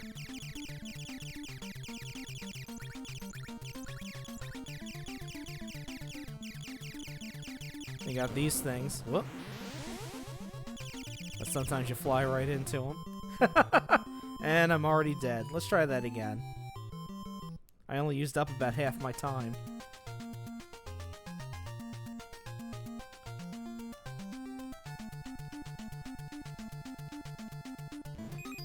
There we go. 2 speed-ups is enough.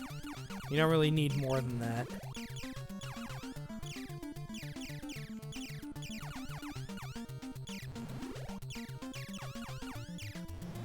Okay.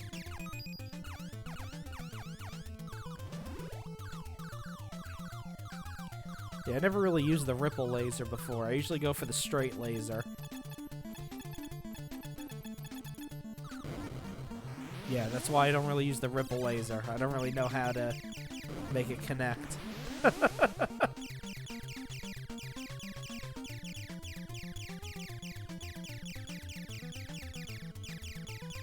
This was another game that I used Game Genie for a lot, as you can see. Alright, I think that's enough of that one. I know it hasn't been 5 minutes, but it's embarrassing enough. Alright, let's... Nope. What's next? Ah, this game's this is another awesome game.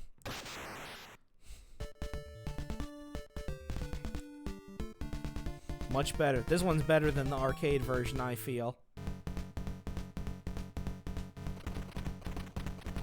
You just play a Jeep, and you just gotta kill everything in sight.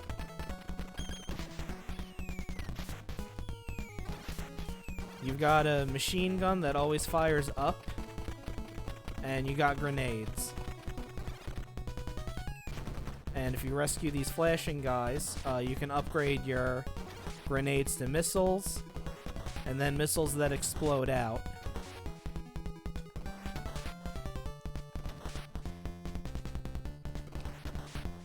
A little bit more, a little bit more. There we go. Got him. And one little detail that I like is you can actually run the soldiers over.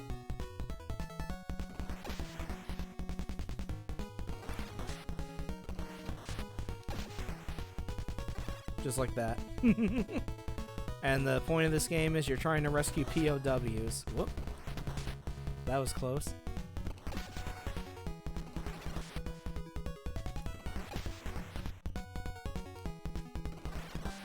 I mean, oh, Konami made so many amazing games. It really sucks that they don't really do games anymore. They just do pachinko machines now. And now you can see my missiles have a spread when they explode. And then if I get one more power up, they'll spread in 4 directions.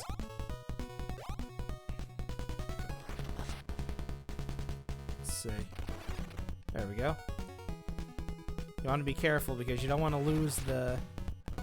If your car explodes, you lose all the POWs that you picked up. And you don't want to miss out on those points because you do get extra lives based on points in this game. And there's no time limit, so you don't have to be fast. You can take your time.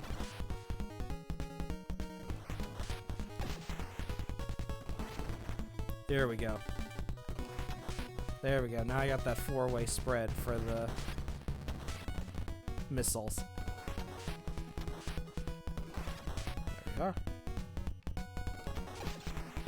And the nice thing about, as you can see, about the spread is it goes through objects. So you can take cover while you attack the enemies. Okay. The landing pad should be close by.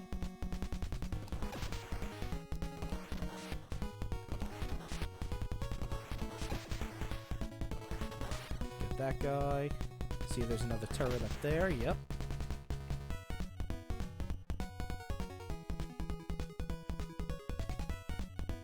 No, no, no.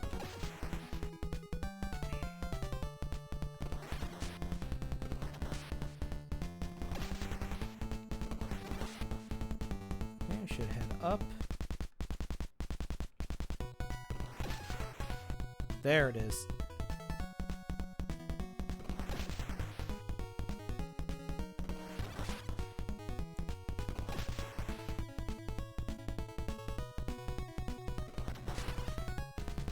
Okay, let me unload. Just gotta keep an eye on that guy down there. Make sure he doesn't send out a pot shot that might hit me. There we go.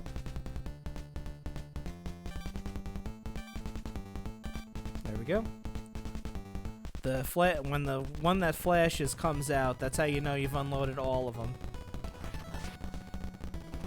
And it's not like you lose power-ups when you get rid of a guy that flashes, so you don't have to worry about that. And the first boss is just a bunch of tanks. Although these tanks take 2 hits to kill. You're going to want to kill them as fast as possible because as you can see they keep coming. And you don't want them all up your butt at the same time.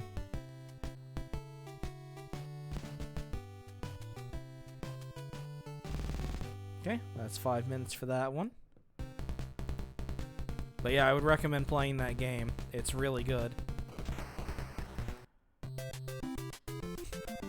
Speaking of games that are really good, this isn't one of them. It's Hudson Soft again. Early Hudson Soft, so you know it's garbage. This is a, as you can see, it's a vertical shooter. Except you're a cave person. You're a really dumb-looking cave boy.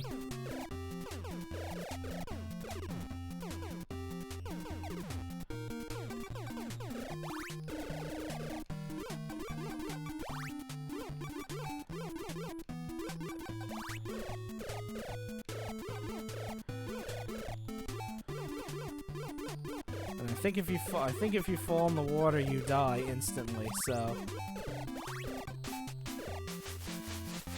you do get power-ups though, which is good. Although, as you see, the second you get hit, you downgrade.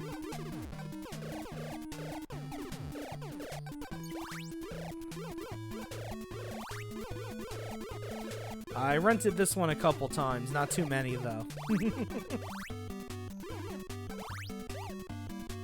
Let's see, with this little... Yep. Yeah, water's instant death.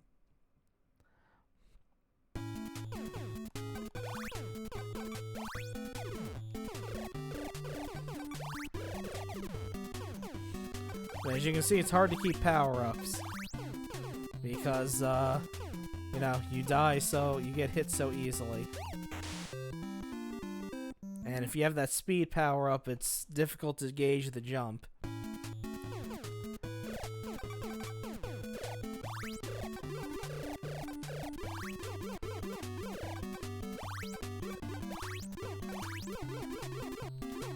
I should stop getting that. There we go.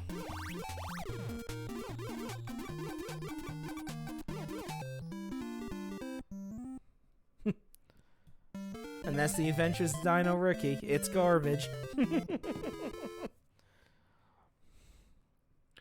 The only thing notable about this game is I've seen a ROM hack of it where it turns the main character into Blossom from the Powerpuff Girls. Why? I don't know. But yeah, Hudson Soft got off to a very rough start when it came to making video games. There's this one, there's that horrendous Mickey Mouse game they made. And let's not forget Atlantis No Nazo. Oh yeah, and sometimes you can turn into like a big muscle guy. I forget what power-up does that. But you can see the kind of shit you gotta deal with in this game. Like, I don't know how they expect you to keep any power-ups at all with all of this nonsense going on.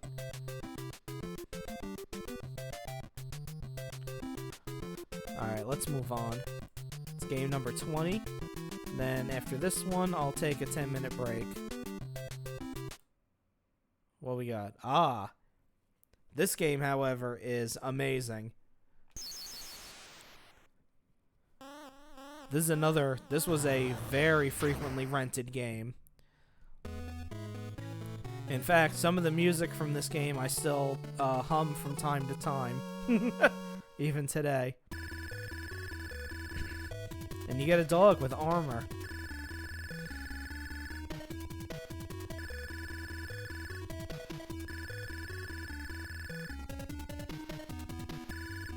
Yes. So it's the typical story. Prince is sent away because the castle was conquered, and when he comes of age, he sets on a journey to murder the person who did it.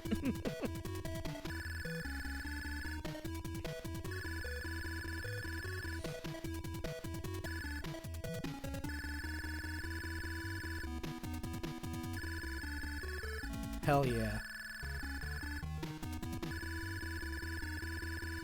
Nope. Hell yeah. The one and the blue one on the end makes you jump higher. But who cares about that when you can get a projectile weapon? Listen to this music.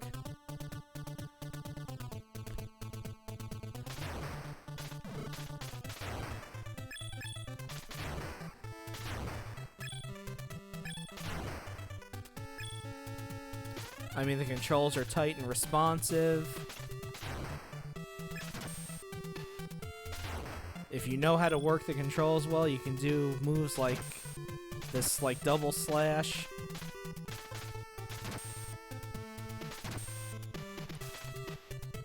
The momentum is nice because as soon as you swing your sword, you start heading down.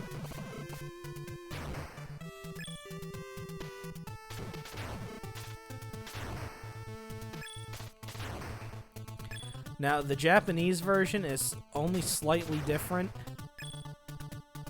where the story is just a little bit different, where basically you're getting back into heaven instead of going to the Crystal Palace. If you press down and A, you can select items, and now I have this projectile weapon, and I permanently have this because of the crystal I picked at the start. So I'll never be without a projectile weapon. And you can see there's transitions between, it goes from sunset to later at night. Okay, hopefully I make it to the top of here so I can get some health back. Because up top here, there's a shopkeeper. There she is.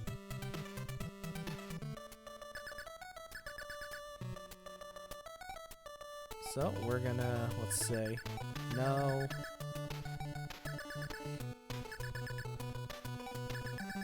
Sure. I want to hear the news report.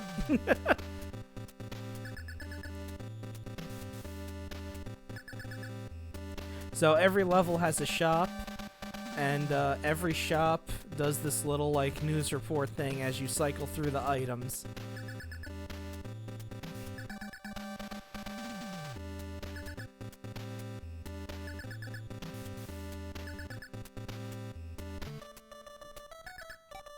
Okay, where's the... No. There it is. How much is this? Nope. Never mind.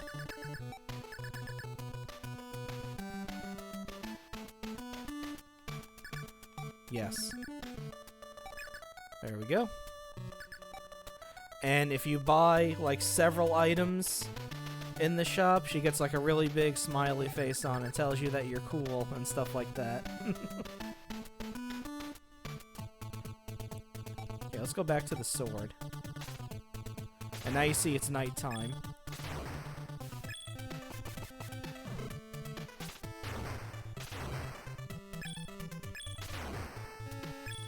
And let's bring the dog out. Because you see, you have your dog. And he basically fights enemies for you, independently of yourself. Whoop. Although sometimes he pushes you, and stuff like that happens.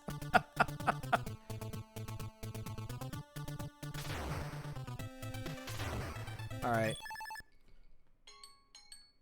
Alright, that's 5 minutes of that. But what I'm gonna do is I'm gonna park my character up here, and I'm gonna take my break, and you get to listen to this kick-ass music while I go on break. See you in 10.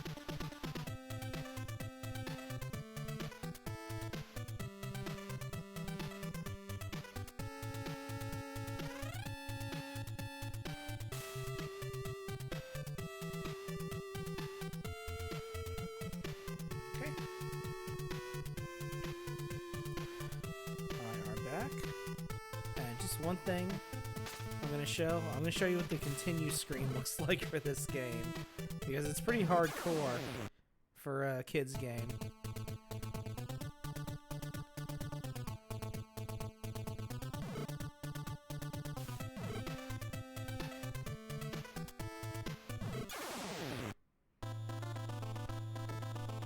So you get sad music. And yeah, that's lava. So your dog gets to watch you burn to death horribly. You know, for kids. Alright, next up. 21. Ah. Another licensed game. This is from 1992 Hudson Soft, when they got their shit together and started making good games. This is based off the 1960s Felix the Cat cartoon, where he had his magic bag, and there's the professor, who is the main villain.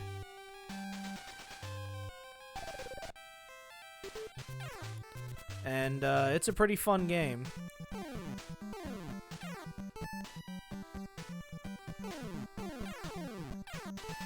So you collect Felix heads.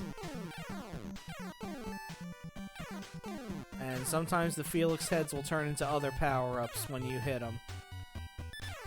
Like these milk bottles, because you know he's a cat.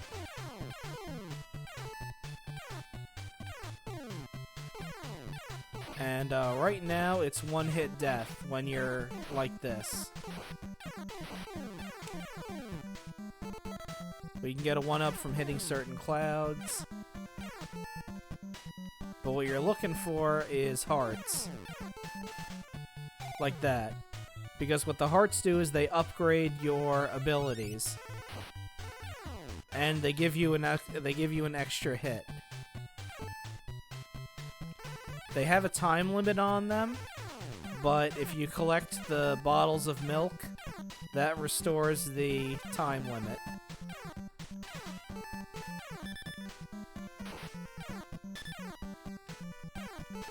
There we go. And then there's, the next upgrade is this little car that says the word bow. And then the next upgrade is the tank that fires, you know, cannonballs out. Exactly. And speaking of bags, you can find these that you enter the same way you would enter a Mario pipe, by pressing down, and they lead to little bonus areas.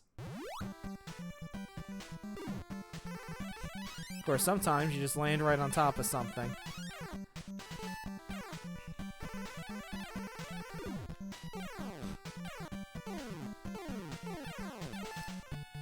And there is a time limit, but you don't really have to worry about it that much.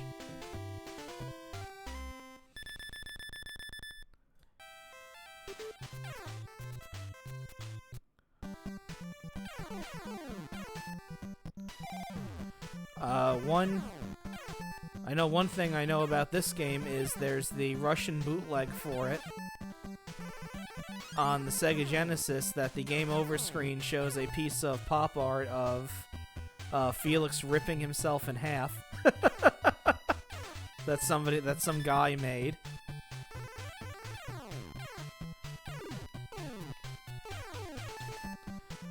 He's not like ripping himself in half, it's more like he's grabbed both his ears and just kind of like pulled so his skull is exposed.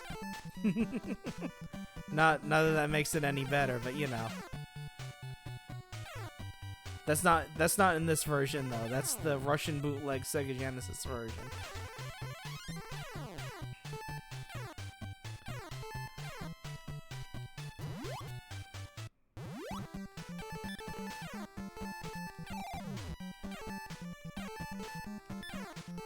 Go.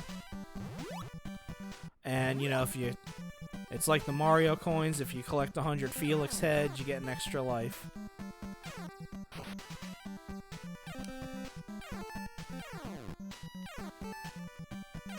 There we go. Now we got the cannon that... Nope, I thought it shot little Felix faces, but it shoots angry faces. And I like that the pause screen, the Felix heads go to sleep. That's a cute little touch.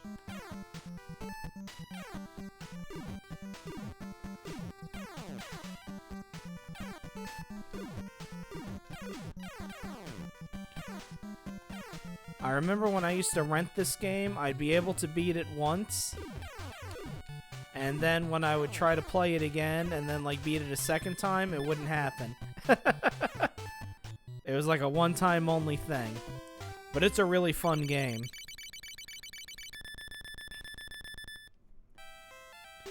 Okay, unfortunately, we're not going to see World 1-3 because our time's up. Okay, let's move on to the next game. 22.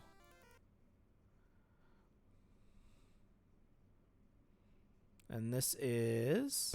a very frequent rental.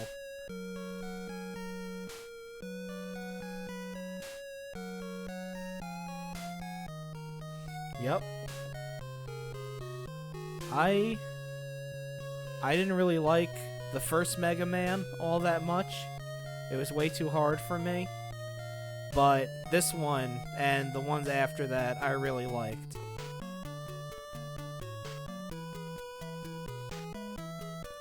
I mean, I like the opening, I like the way the music builds, and then it just hits into the theme song.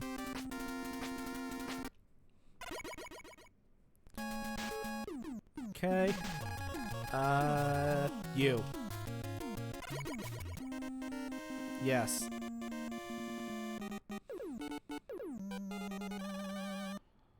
This is another game where, sometimes I'll find myself humming the music to it, even all these years later.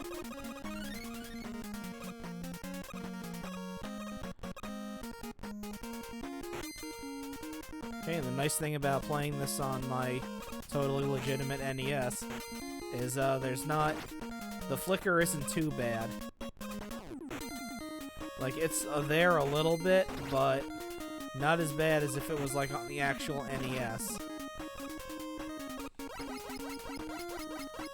Okay, let's stop here. Get some health back. Yeah, if you don't move, these moles will never hit you. They're programmed to only appear just in front of you. So if you inch forward very slowly, they won't hit you.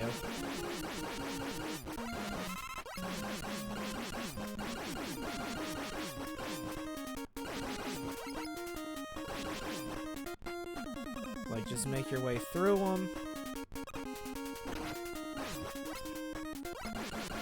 And I like the fact that you can kind of see them through the background.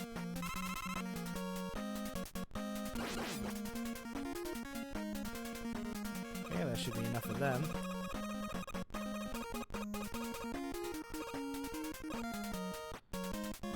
Yep.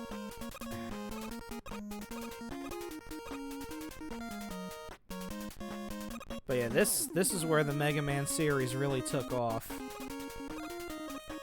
I mean, 1 was nice, but like I said, I felt it was like way too difficult.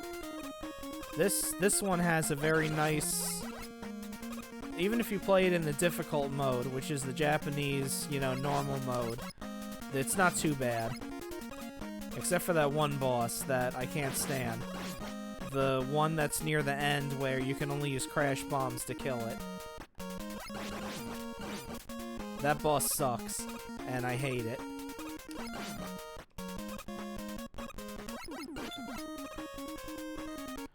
The one thing I remember the most about this game was when I used the Game Genie to give myself unlimited energy, it fucked the music up really bad. And it said in the booklet that it was gonna do this, and there was no way for you to stop it, so just deal with it. I guess that was my punishment for cheating. I had to listen to really screwed up music.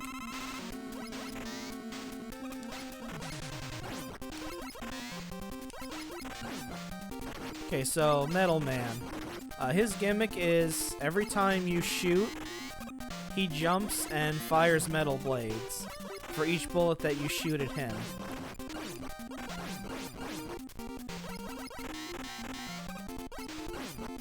So you can get his pattern down easy. And you'll notice that the screen will flash. That means the conveyor belt is changing direction.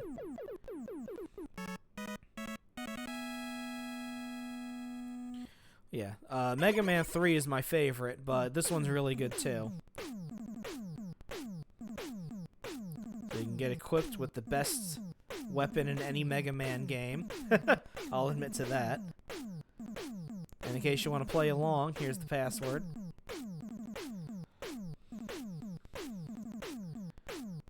Metal Blade is so good because the way they programmed it, you get multiple shots per energy bar.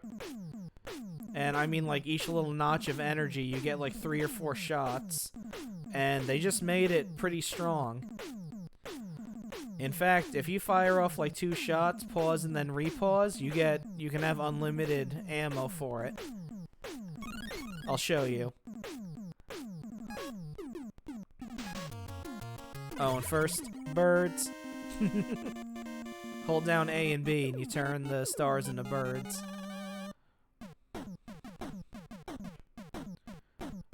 So if I do Metal Blade, let's see. So 1, 2, 3. Okay, so 4 of them uses 1 notch of energy. If I do 1, 2, 3, pause.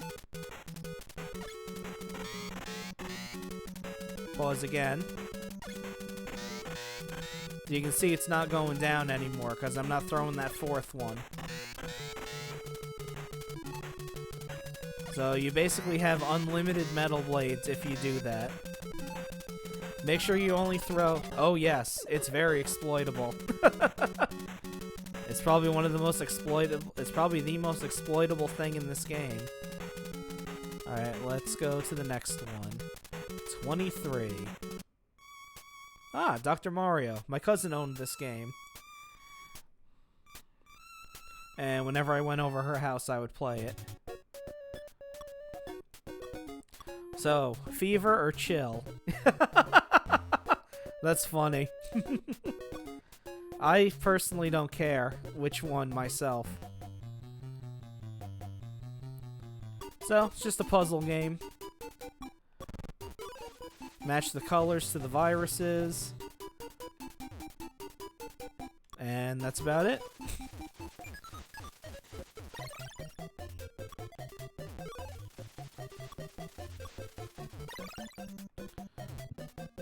I need red. Red. Red. Stop it. It is. It gets pretty crazy.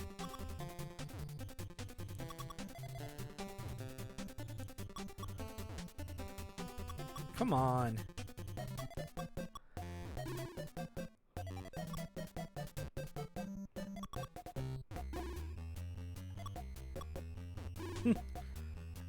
He does not want to cough up a red pill. There we go.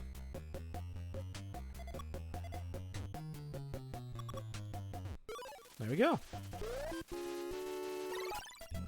Yeah, it does. So we'll keep going. Right. Put you right there. Put you right there.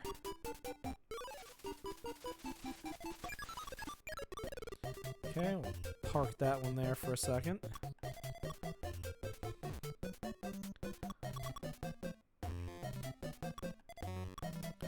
Okay, let's slide this one in. Same for this one. There we are. Okay, let's see if I can get this one in here to get rid of all these red ones. There we go. Get that out of the way.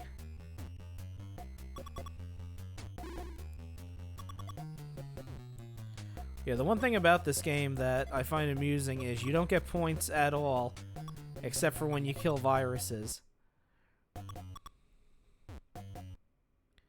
Okay, that's going to be a problem down the line. But we'll figure it out. Here's what we'll do. Put that there.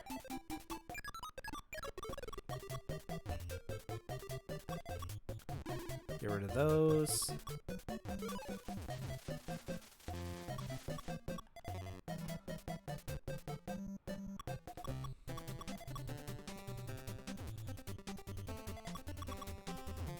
Get rid of these.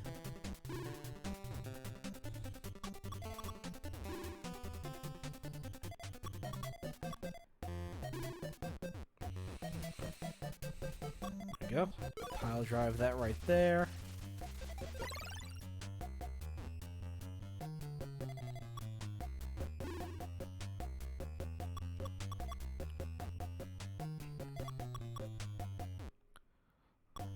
Get these reds out of here. Maybe. There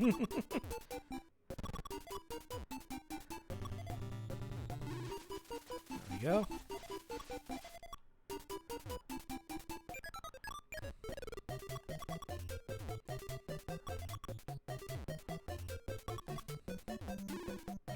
Although it's funny, my cousin owned this game, but we didn't really play the two-player versus very much.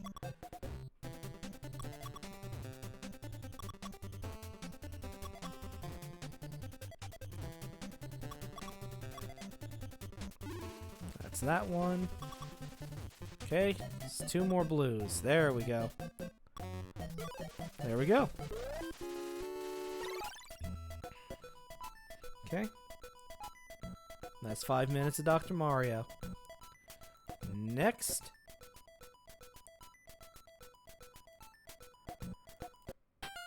Hey, speaking of Mario, never owned this one. I only owned 1 and 3, but I rented this one a hell of a whole lot. Yep, give me Toad. I need that speed.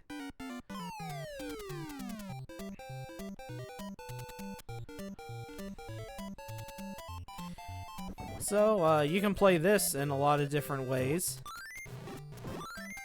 You can play Super Mario All-Stars. You can do Virtual Console. If you want to play a version with really annoying screechy voices, you could play the Game Boy Advance version.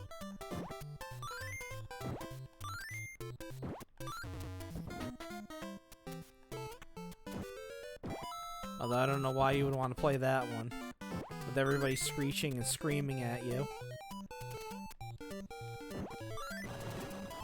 The only thing I like about the voices in the Game Boy Advance version is it gives the enemies voices too.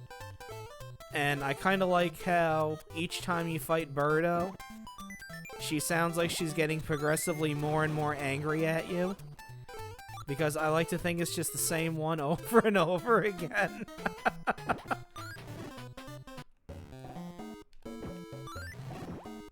So it just sounds like the same Birdo getting more and more pissed off at you that you keep defeating her. Let's go over here to the secret spot. Get rid of you. Nope. Not long enough. There we go. We're gonna take the back way.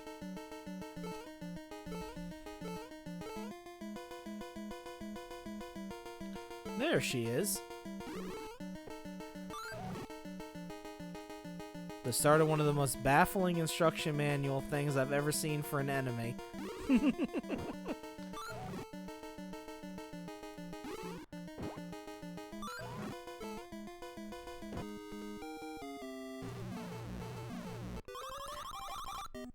Nope, nothing.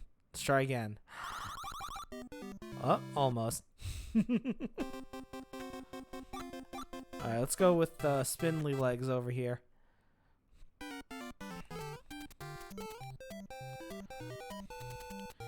So yeah, Birdo, in the US manual. I don't know why they said what they said about her. It's very strange.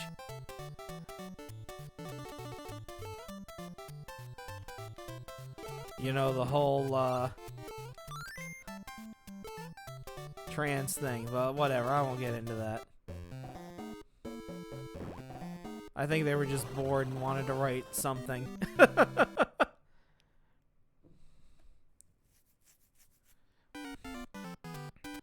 Nah, I'm done. Oop.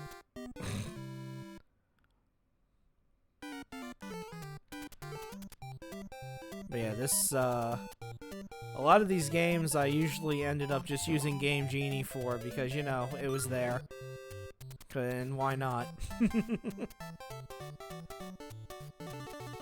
That's the whole reason why I bought it. I saw the commercial and I was like, wow, I could do all that? Awesome. Let's see if I can skip. Yup. Just get the hell out of here. See, little Luigi with his giant head. Of course, landing on these eggs will be a little difficult.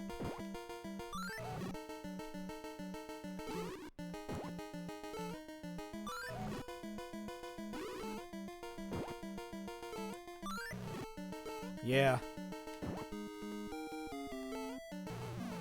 Alright. That's Mario Brothers 2. It didn't get a movie based on it, but that's okay. Alright, what's next? Oh, hey! Speaking of games I did a whole retrospective on.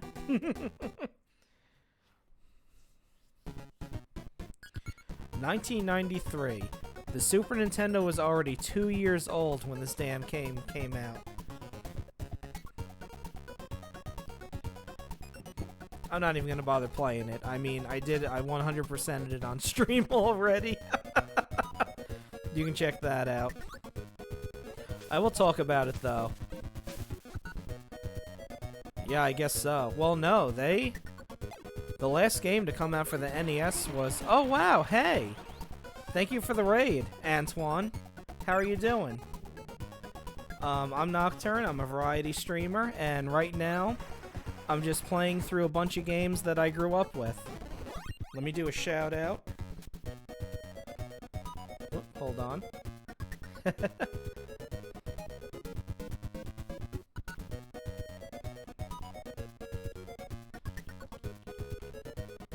think I did that right. Nope, I didn't. Is it SO exclamation point? I forget. But anyway, thank you all for coming. Just give me one moment.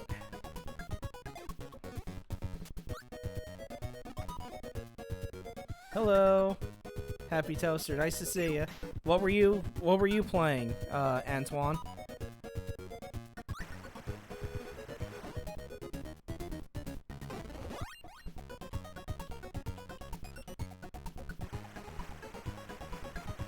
Alright, I'll figure this out eventually. Oh, hold on. I know what to do. Where is it?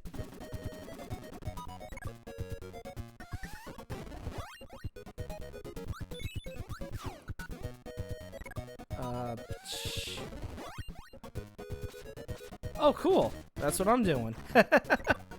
Except they're all NES games that I'm playing.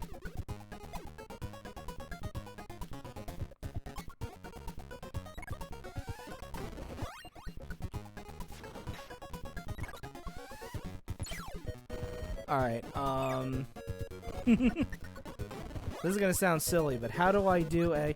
Yeah, I did hit my follower goal. I talked about that earlier in the stream. So I'm gonna do... Next week, I'm gonna do the reading of I Have No Mouth and I Must Scream and play the computer game based on it.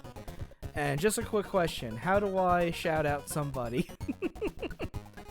I know it's SO exclamation point, but I forget the order it needs to go into.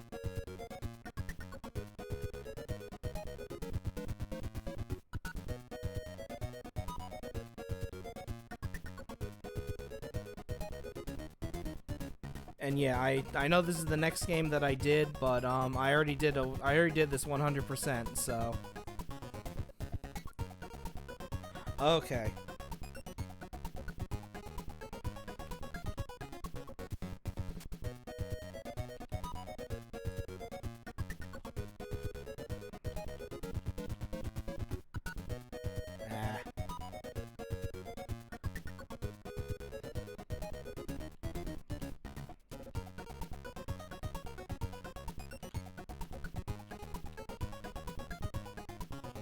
Hey, there we go. Yes, follow Neo Antoine. He's a really cool streamer. He's a funny little cat guy, and he plays awesome games, and he's really cool. Alright, so, like I said, I've played this already, so we're gonna move on to the next game. Let's see what's next.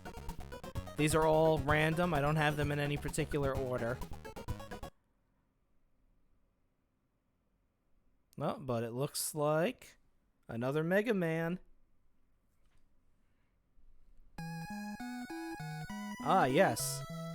Another very frequently rented game of mine. I just really like the opening in this game. I really like how the music is, and I like that it kind of goes back to Mega Man's origin.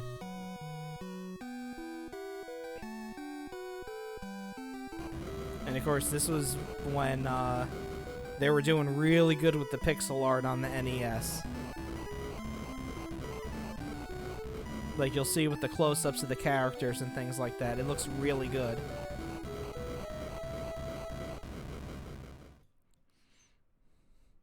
Yeah, see? There he is. Before he was Mega. And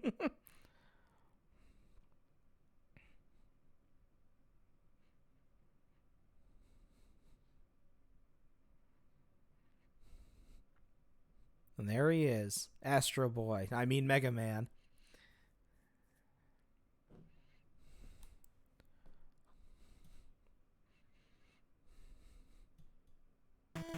Yes.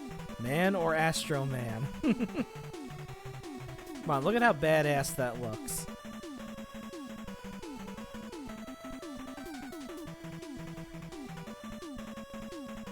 This is when they started throwing in, oh, there's this guy. Maybe he's the one who's the villain. It certainly won't be Dr. Wily this time. Yep, this is where they first do the Mega Buster. Alright, let's just go in. We're doing Toadman first. Because that's the way it is.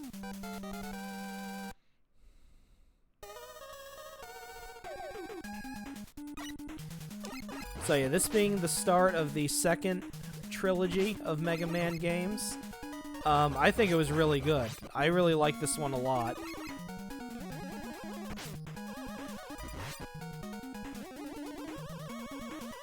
Like, it's very interesting. I like the different robot masters. I like Dr. Cossack a lot. He's really cool. His stage themes are really fantastic. It's another instance of music that I still hum to myself to this day. But let's get out of this rain so it stops pushing us back.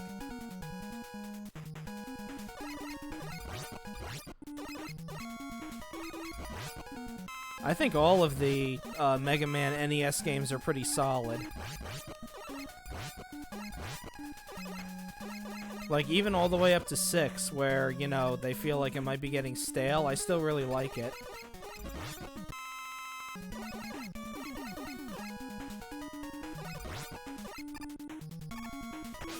Oh, almost made it.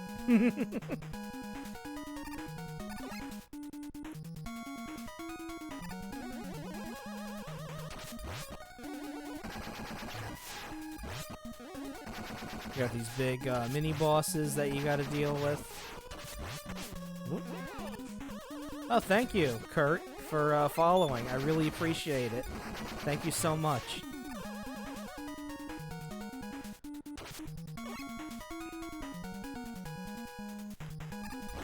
Oh, almost made it.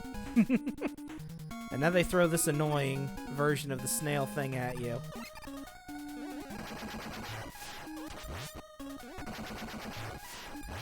Where you gotta steer clear of the middle and the edges. No, eye's bad. Stop. I might. Okay, I was about to say I might die. Yeah, I'll have to think of something. Well, that's how that goes.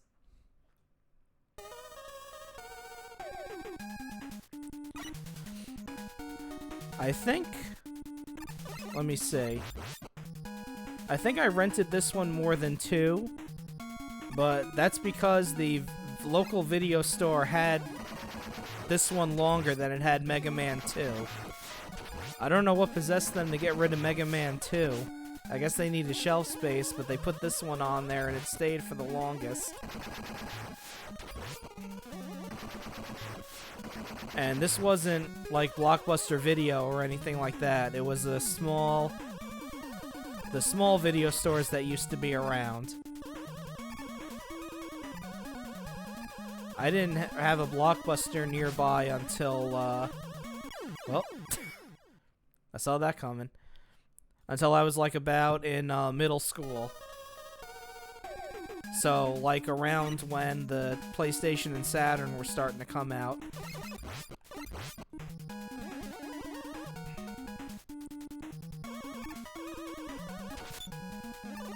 And then before that, when I started taking karate, there was a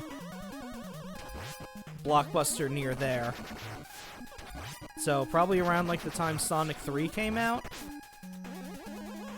So a little earlier than middle school. My memory's a little fuzzy, so bear with me. I'm not making shit up, it's just sometimes it's hard to remember stuff.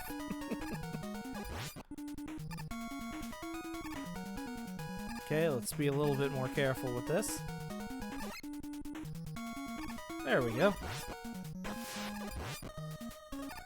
Can I at least make it to Toadman? There we go. Yeah. Got a real funny guy here, huh?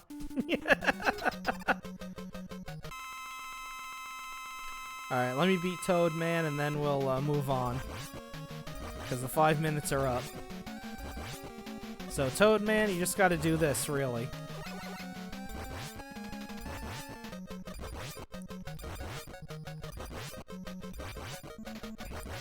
Like, I barely know what his weapon weakness is, because this is usually the way I kill him.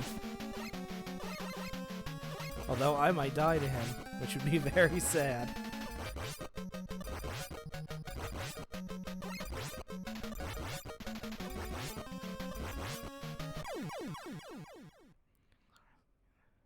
Yeah, there's a lot of, overscan in NES games. I remember Fester's Quest has it on every side of the screen. There's huge overscan.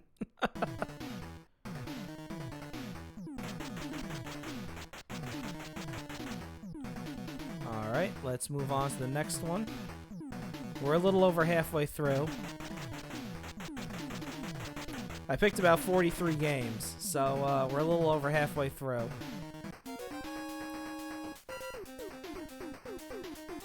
Okay, 27. Oh. Speaking of the Mickey Mouse game I mentioned earlier.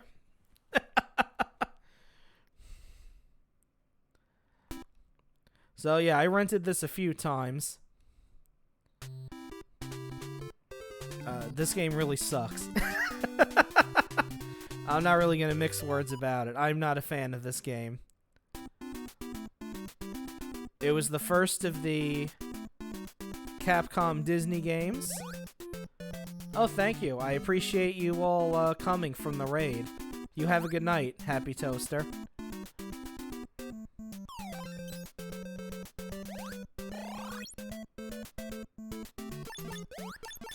So, like I was saying, this was the first of the Capcom Disney games, but it wasn't made by Capcom. This is made by Hudson Soft before they really knew what they were doing. When they were making games that were kinda garbage. Please die.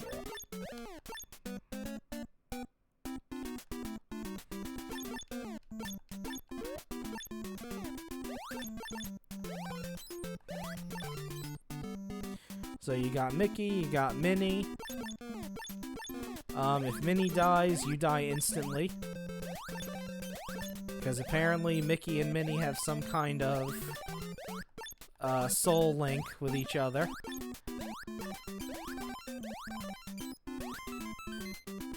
I don't know which Mickey Mouse cartoon established that, but you know. There were so many. One of them might have. That's a key. I will say one thing though, the sprites are nice. You can tell that it's Mickey and Minnie. And then of course the Japanese version of this game had different enemies because it was more based on Alice in Wonderland than anything else.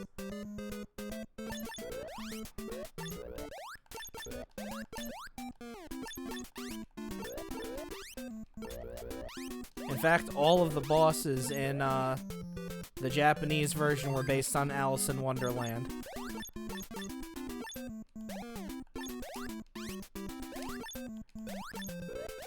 Diamond. Like, the first boss is actually the witch is the Cheshire Cat. The crocodile boss is actually the dodo. The caterpillar is one of the bosses. I think this is the way to the second thing. Let's see. Yep. Make sure you don't miss this in this first level, otherwise Minnie will never get the ability to shoot.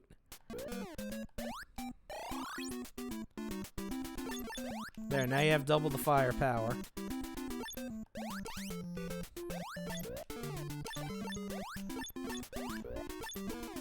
And the, let's see, what else? Captain Hook is one of the bosses, though.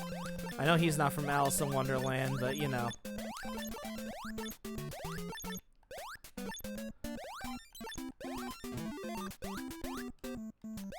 There we go. Come on, Minnie, get your ass over here.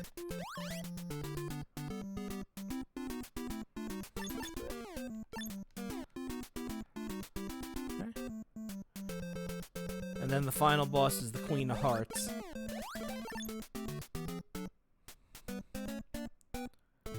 Like, see, this witch was the Cheshire Cat in the Japanese version.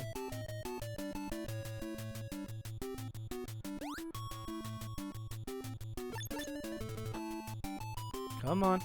Hey, there we go.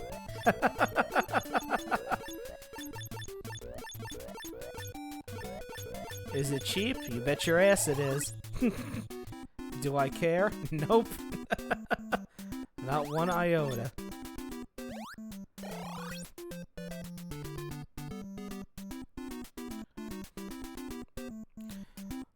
And now we gotta walk all the way back to the start, but we're not doing that. We're gonna move on to the next game. Because the less I have to play Mickey Mouse Capade, the better.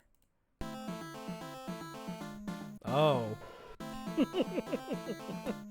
Oh boy. I take back what I said. I think I would rather play. I take back what I said. I think I would rather play Mickey Mouse Capade. Alright. Let me tell you about this fucking game. This game I rented one time. That was it. I played it for the entire weekend. When we brought it back, I swore I would never ever rent this game again because it is utter shit. I know people say shit about LGN games. No. You see that high-tech expressions heart? You run. You run the hell away. So you got 4 games to choose from, each one starring a Muppet. Yep. That, you know what? Let's do the first one. Look at this.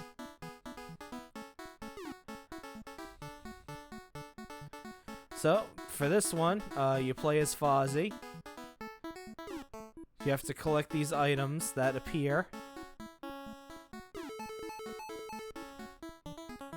Okay, so that was one level. Now I gotta do that, I think, 49 more times, and then we'll clear this ride. Yeah, I think it's 50. I'm not sure. I have no way to defend myself right now. You have to pick up weapons in order to do that. No, it cannot.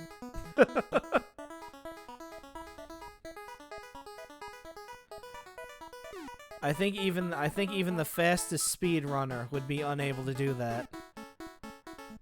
I wonder. Do you think there's a speedrun? Do you think there's a speedrunning scene for this game?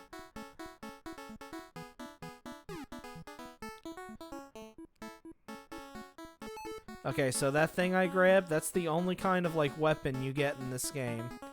You gotta pick them up. Yeah. I can't really look it up right now, though.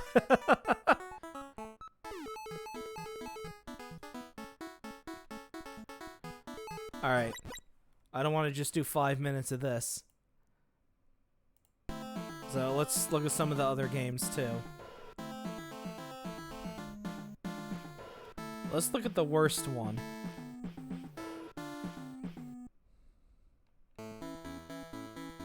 Here we go.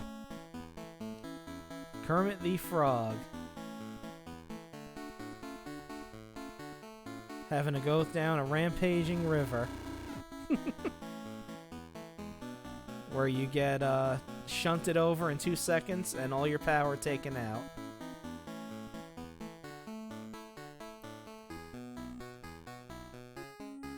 God, 26 minutes. Yeah. That's not surprising.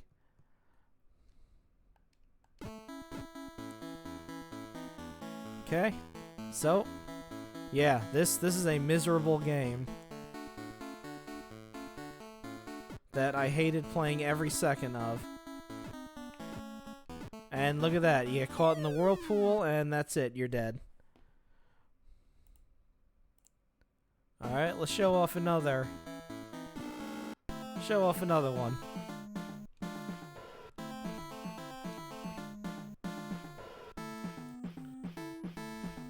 Man, I'm surprised there's 6.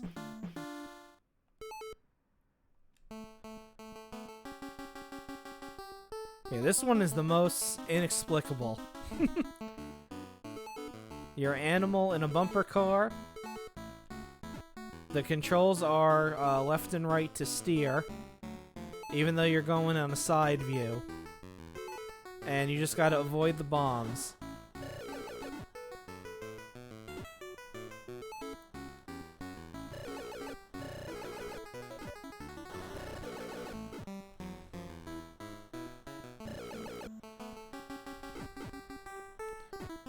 Yeah, at least with LJN, you know, they got people who actually made good games to make their games like Atlas and Rare.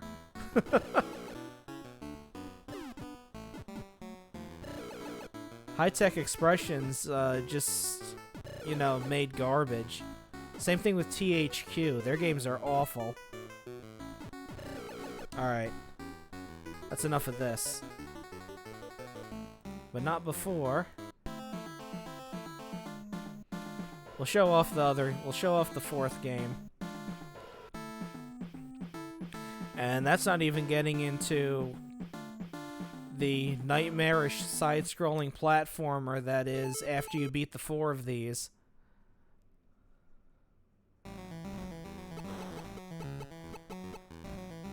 Look at this. It's asteroids, but you can barely control it.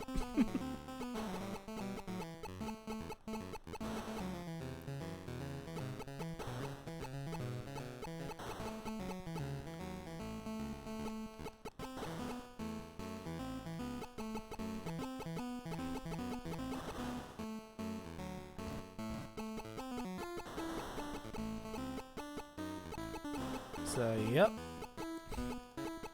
That's this. Yeah, just pound your head against the wall for a little bit. Okay. Next.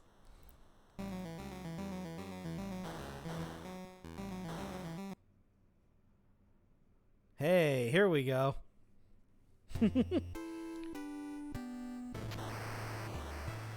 Yeah, finally, something that isn't a nightmare. Alright, this was rented a lot. I mean, yeah, this one was rented a lot because it's such an awesome game. And the thing that was funny about this game was the different, how the different Game Genie codes worked for it.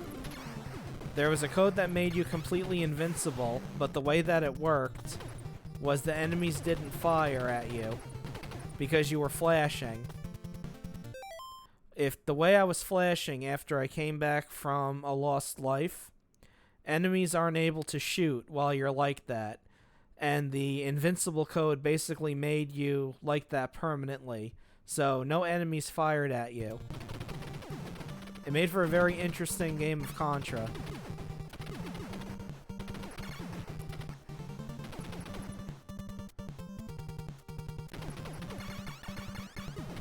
It's like Contra, but everybody's a pacifist all of a sudden.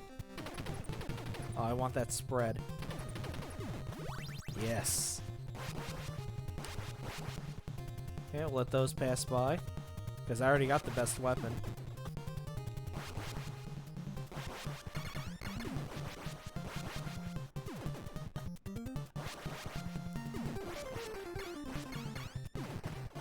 It sure is. Especially if you know to layer your spread by not shooting rapidly.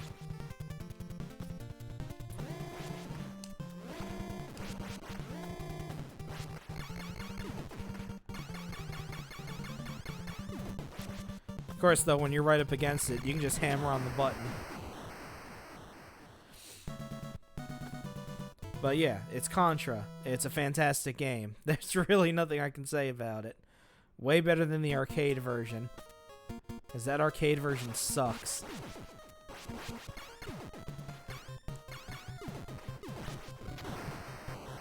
I mean, it looks bad. It doesn't play as well.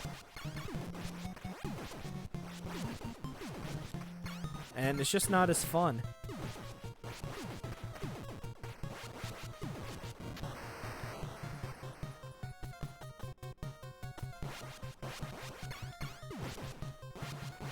Yeah, that too.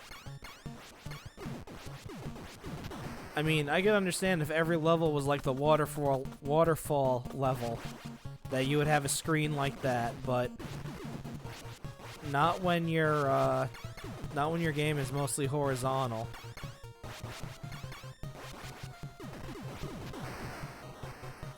Oh, that was close.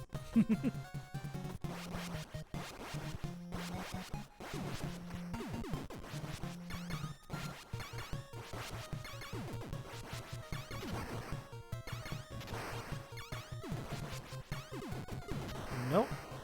No fire. Only spread. Damn, I got tagged in the foot. Well, that'll make things interesting for here.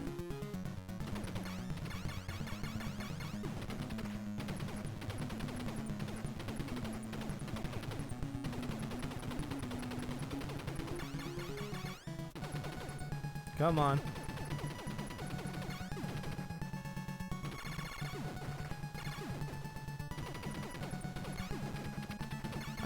Glad you can shoot this thing's projectiles. Otherwise, that would be a problem.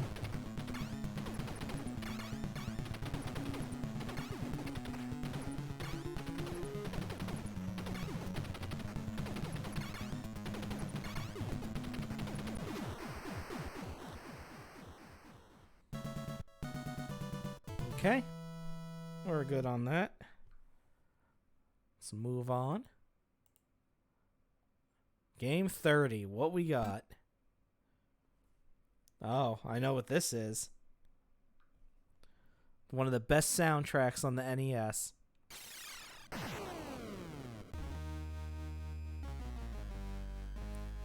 Listen to them hot classical music jams.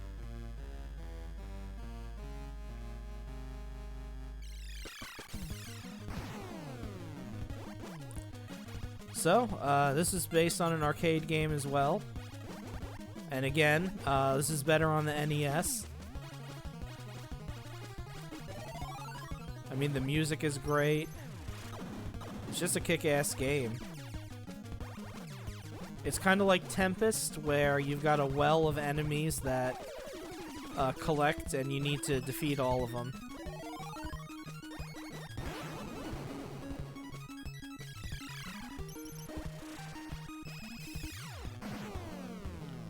There we go.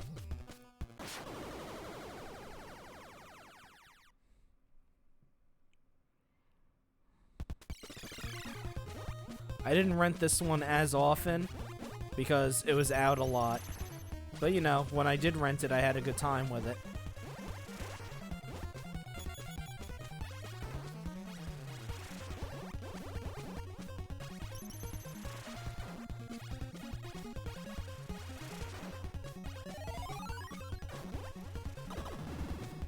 Okay, good. I need a power-up.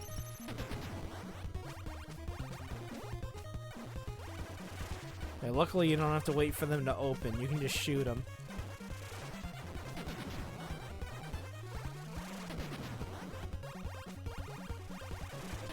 There we are. Wait, no, give me. Thank you.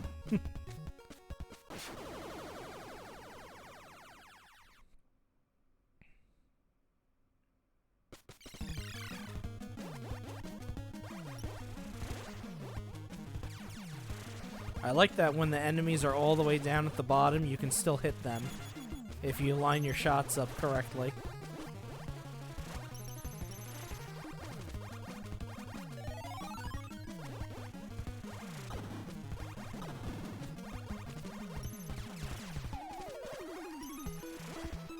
There we go. Oh, and there's a boss. Gotcha.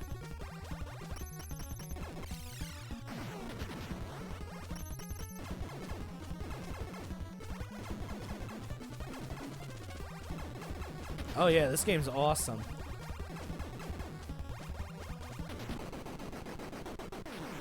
But then again, most Konami games are. Like, they really didn't make bad games in this era.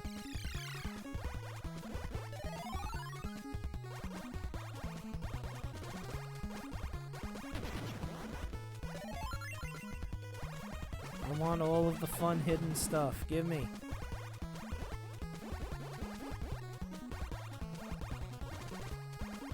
And after each boss, you get one of these, like Galaga. These little stages where the enemies do a synchronized dance routine and you have to shoot them all down.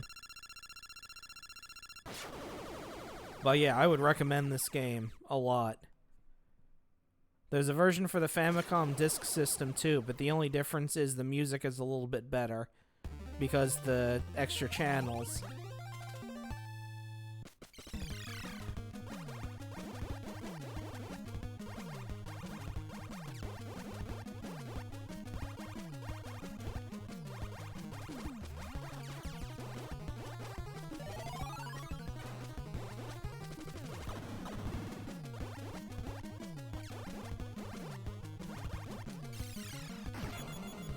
Go.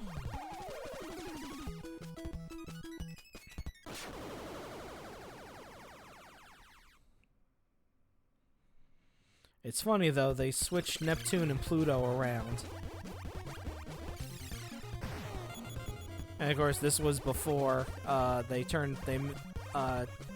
demoted Pluto into a dwarf planet instead of a regular planet. Okay, let's move on. We're in 30. Got 13 games left. Let's see what highs and lows we can go to. Oh, here's a high. Man, I was really into this show growing up. So I rented this a lot. And again, the Capcom Disney games were all fantastic. Yeah, we know. Yeah, it was.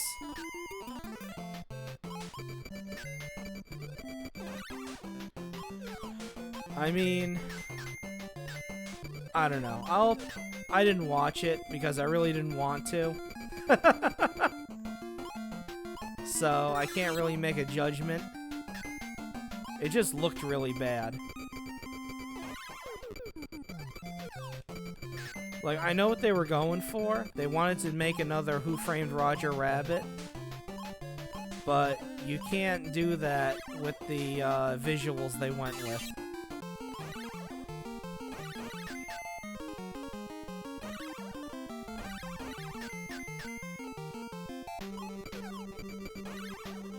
Like, if you're gonna go for a thing that mixes live action and animated, you should go with animated, not that, like, weird cell shading thing they did on Chip.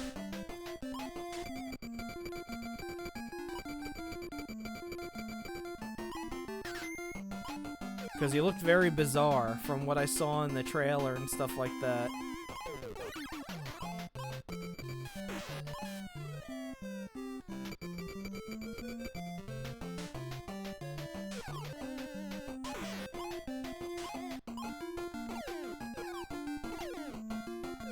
Come on. There we go.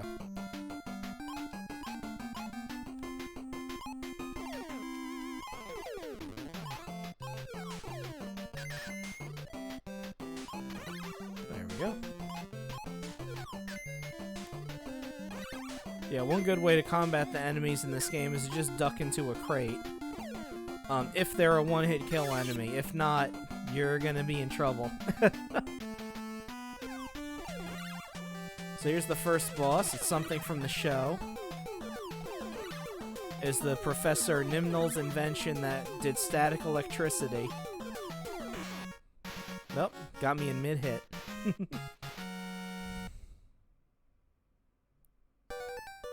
Go up here. That's usually where the one-up is. We was tricked by a cat in a cheap suit.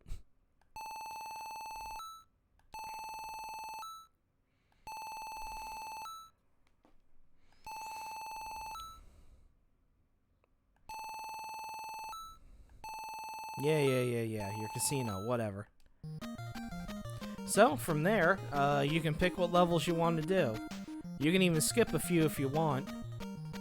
Which, you know, if you're gonna speedrun it, you can just go right to B, D, F, and then G, and then you'll be done, maybe. Unless they add 3 extra levels at the end, but why would they do that? Alright, let's move on. And the last thing I'll say about that Rescue Rangers movie is I think the fact that Gadget married Zipper and they fucked, it was really disgusting.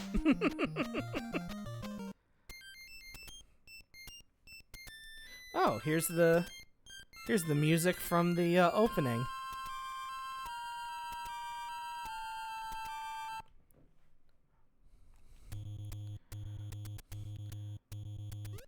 One funny story about this game. There was a short period of time where I had to play games on a black and white TV. So the very first time I beat this game, it was in black and white. It wasn't too bad. And that didn't last too long. It lasted for like maybe about like 6 months.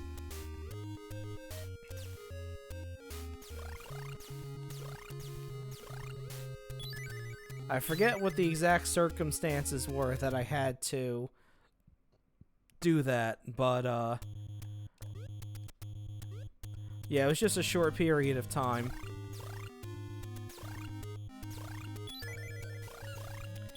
So this game, it's a lot of fun. It's one of the few games that starts out really difficult, but then gets a lot easier as you progress. That's not a role-playing game. Because as you can see, you start out with such small health, and you need to build up your points and things like that in order to fix that.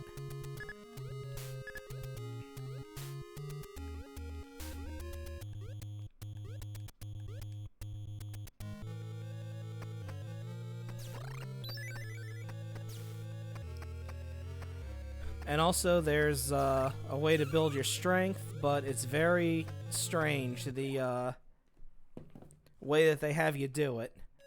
Because you have to build up skill points, which is a completely invisible stat that you don't see. You just have to know about it.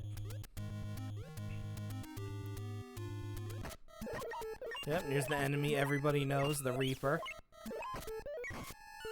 Yep, I knew that was gonna happen.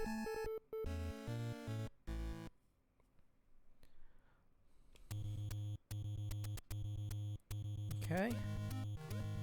And yeah, once you die, you get sent back to the start. And since I was at the very start of the game, I have absolutely nothing. So yeah, this game is brutal.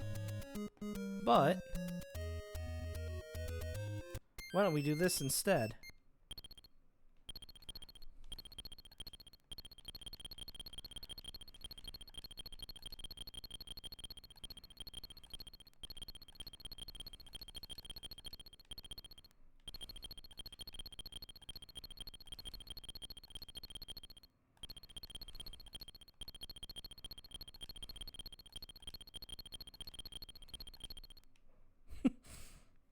How about we just skip directly to the end?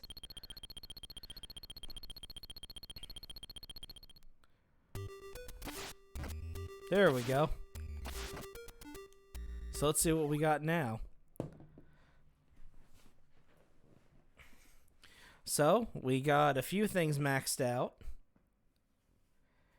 We got the 3 sacred treasures. We got a credit card that we can't use because we're at the end of the game. We have 2 of the 3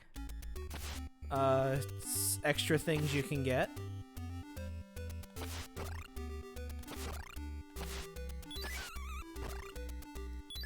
So the way this last level works is you have to kill a certain amount of enemies in order to get the area for Medusa to spawn. I think it's like 36 or something like that. Otherwise, the level keeps looping.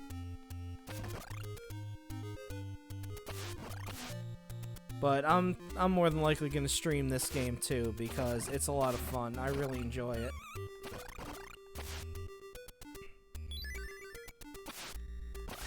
It's a franchise with only 3 entries in it.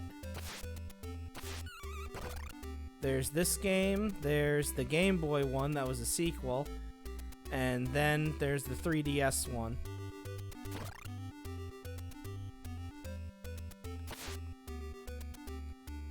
I don't know if I'll stream the 3DS one, because 3DS is strange to try to stream.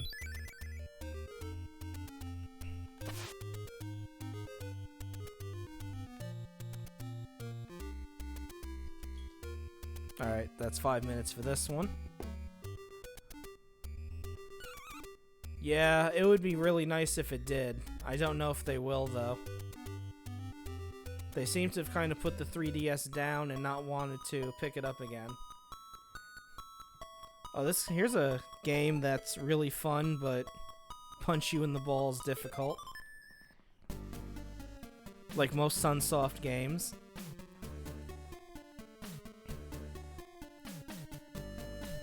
But look at that pixel art.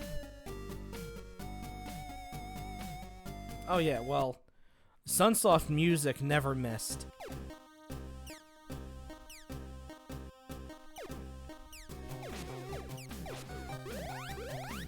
I don't know what wizards they had working to do the music for Sunsoft games, but all of them sound fantastic.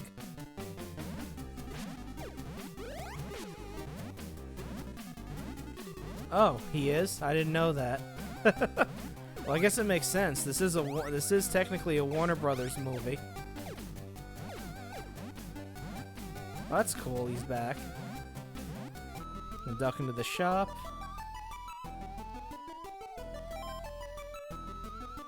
Hell yeah. So yeah, this game, you start off with only 1 life. And 6 hits, basically. so you better be good.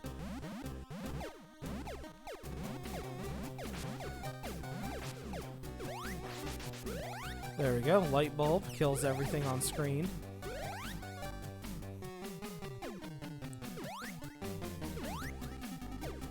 This is a short game, but good lord, the levels near the end get ridiculous.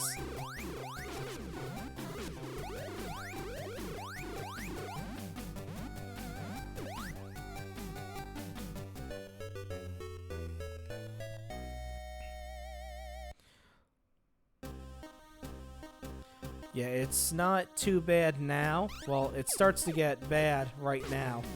You see with this, like, spike pit that's in the middle of this floor here. And then there's the spider enemies that split up into smaller spiders.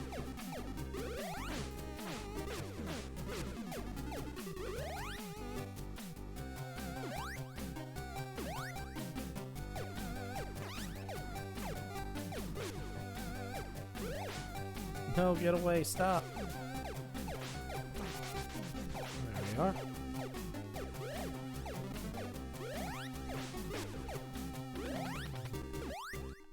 Then, of course, there's bosses where, the bosses are gremlins from the movie. You fight the Mohawk gremlin a couple times.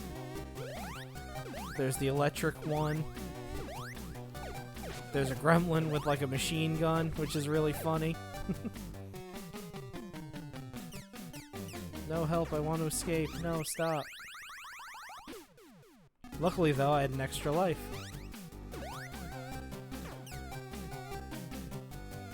Otherwise, that would have been game over.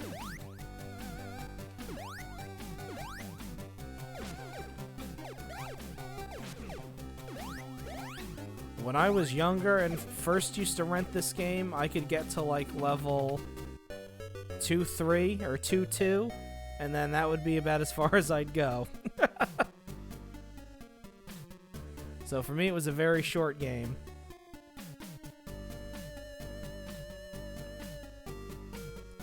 Yeah, they replicate stuff from the movie, much like with Total Recall. Except, you know, this looks a little bit nicer.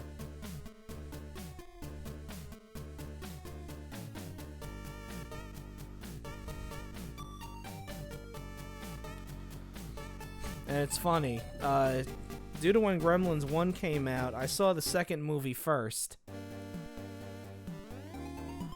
So I didn't see Gremlins 1 until much later.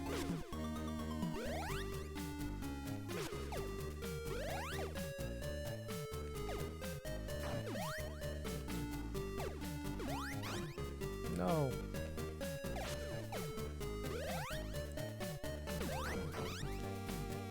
Oh, I thought there was a door over here. Oh well.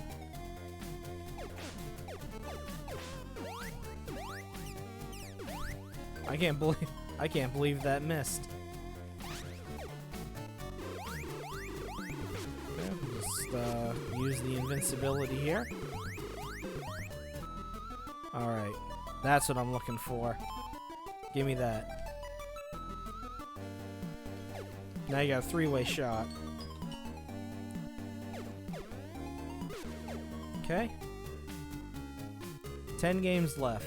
Let's go.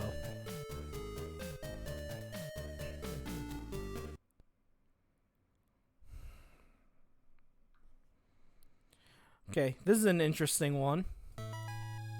I rented this quite a few times. It's the only game I've ever seen where the difficulty setting is how good you do in the first level. So, like, if you screw up in the first level, you get the easy difficulty.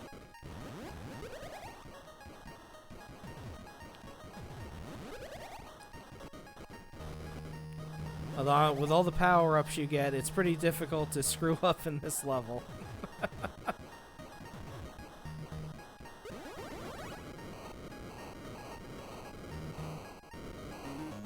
Hell yeah.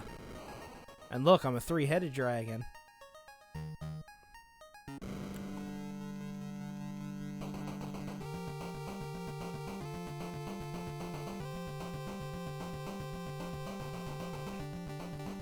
So yeah, this guy is pretty simple, as you can see.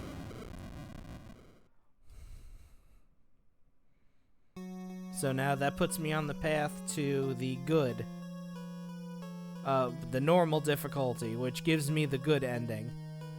If you die, you play as a gold dragon, the game is shorter, and you get a crappy "it was all a dream" ending with, like, goofy chibi artwork.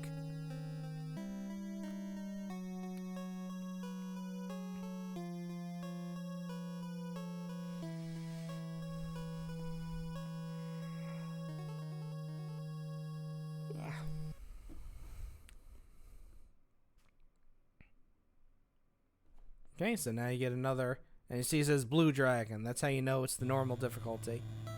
And you get this badass scene. The fucker just turns into a dragon. He's the last person you would ever want to mess with. And then the game starts.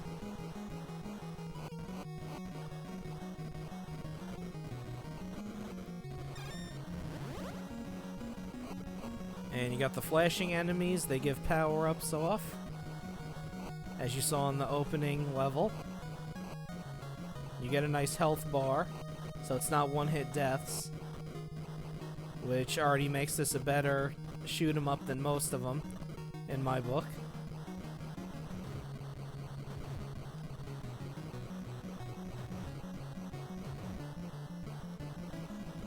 And much like Xevious, you've got ground targets and air targets.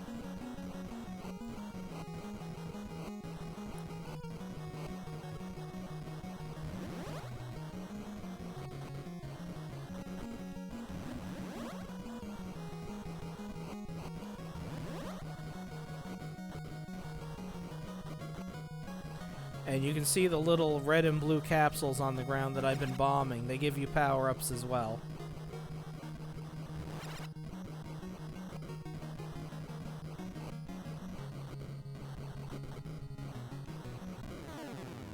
And I'm dead. That's okay. I got extra lives. I think... yeah, I'm back at the beginning, I think. Oh no, it checkpointed me where near the middle. Okay.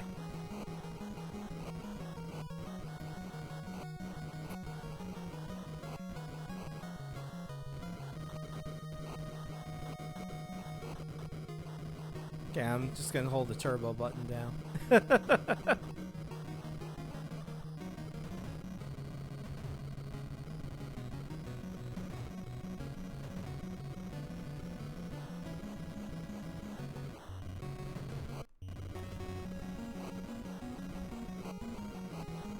I'm sure there's some people out there that would get mad that I'm using turbo, but you know, whatever.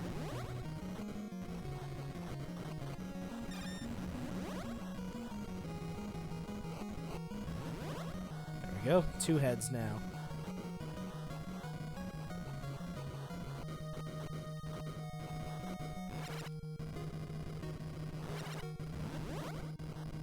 Yep, I'm probably gonna die at the same enemies as before.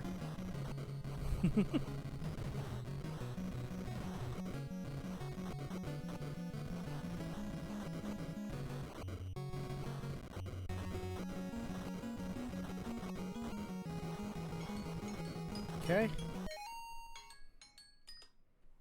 5 minutes are up on that one. Let's move on, because we're almost done. Okay. This was a couple times rental. I liked this one way more than the first Adventure Island, that's for sure. Because this one has dinosaurs in it you can ride.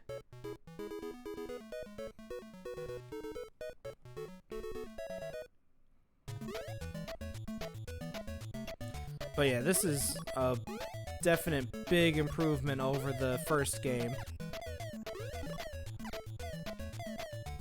Even if it was just a rip-off of Wonder Boy.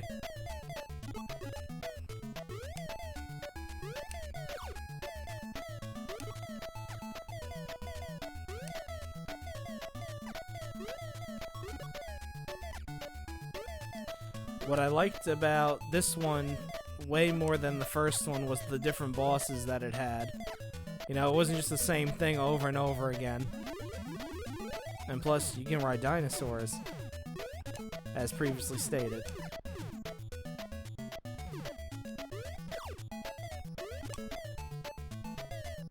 Oh, we're so close to the end, too. Oh, well.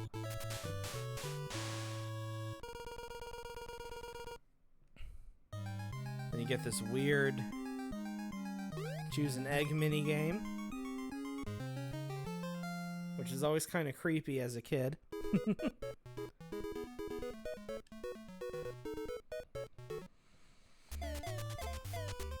Skateboard. Alright, I guess I'll go for it.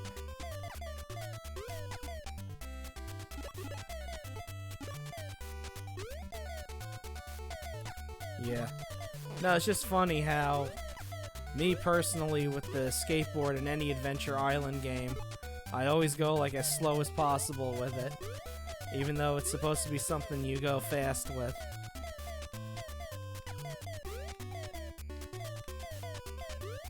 Because I've run into too many times where I would just sail off of a cliff or something.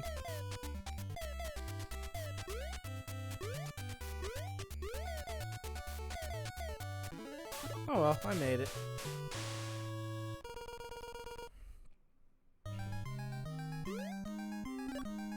Hey, not bad.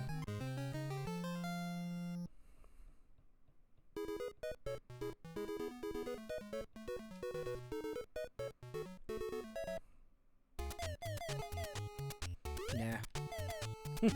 Not this time, skateboard.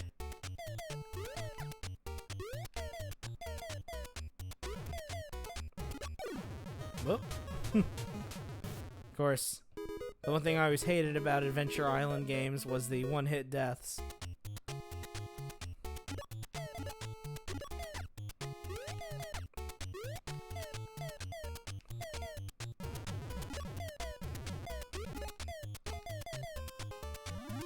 Oh well, I got a dinosaur now.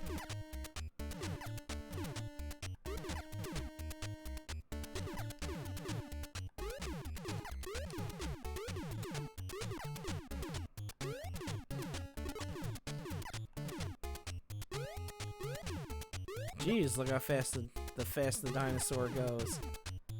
I didn't realize he went that fast.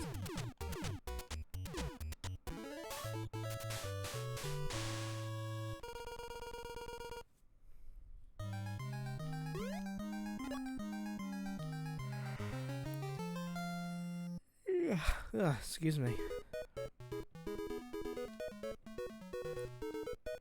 I did about 5 days in a row at work where I had to be up at 5:30 in the morning.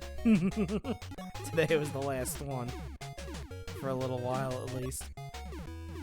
Nope, I got the bad eggplant. Which means I'm as good as dead, probably.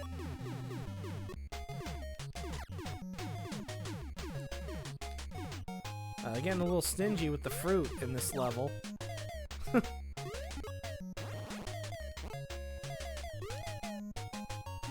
Oh, hey, there we go.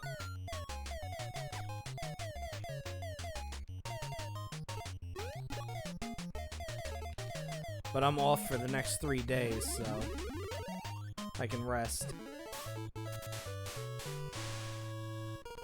Okay. That's the 5 minutes on that. We'll choose one last egg. This one. Hey, there we go. Yeah. Okay, 36.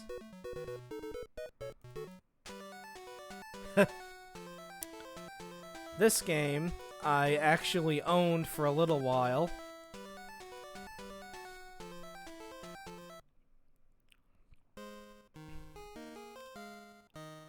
And it's a very weird little game by Sega. Yeah, he's asleep. We got it. Look at he go. And I'm already dead.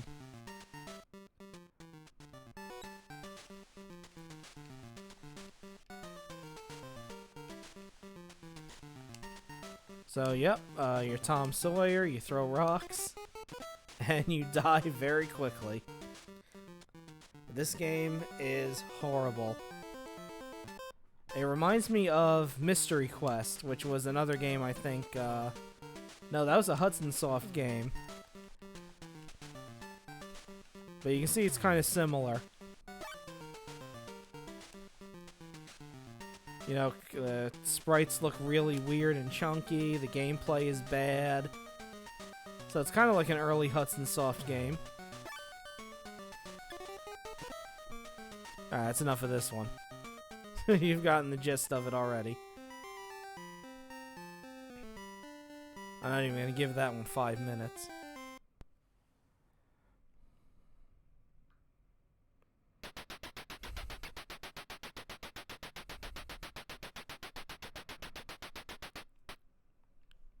Okay. One thing I'll say about the angry video game nerd, a lot of times he'll over-exaggerate how bad a game is, which I can understand that, you know. You're making entertainment for people. You're gonna use hyperbole. Everything he said about this game is correct. This game is one of the most horrible games I've ever played.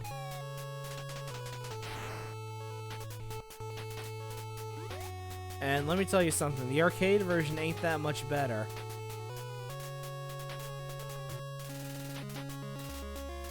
One time I actually sat down and used my Game Genie to try to beat this game.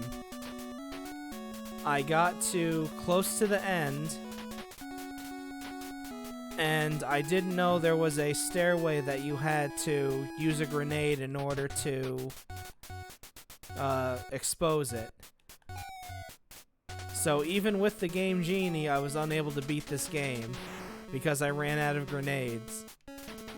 And if you stand still in one area for too long, bombs start raining down from the sky to make you move. So I had infinite lives, so I was stuck in some kind of inescapable hell world where I was constantly getting bombed, killed, and then brought back to life again.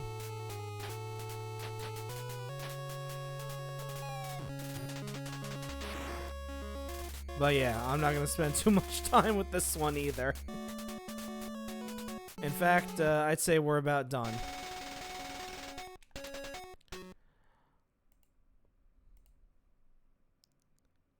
Okay, 38. Okay. Is this... Yep, my favorite Mega Man.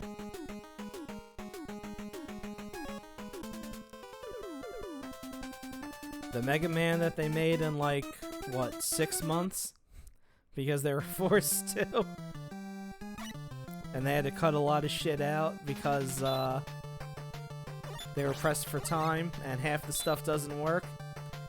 It's my favorite.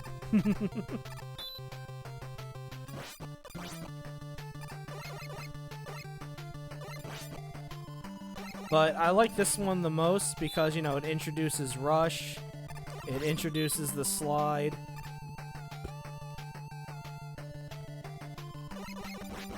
I like the Robot Masters in this one a lot.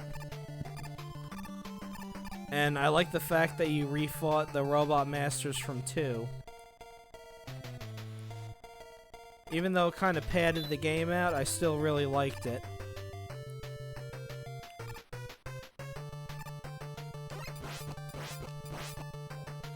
There we go, just 3 hits to those guys.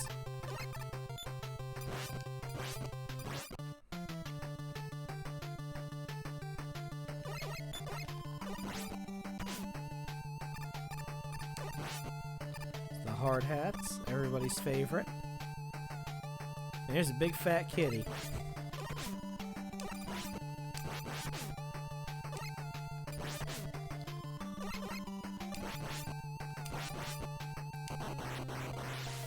This big fat kitty that shoots out yarn balls at you.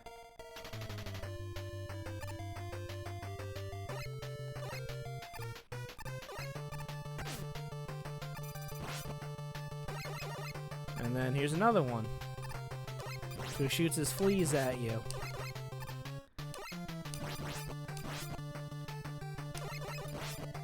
Which I think is really gross.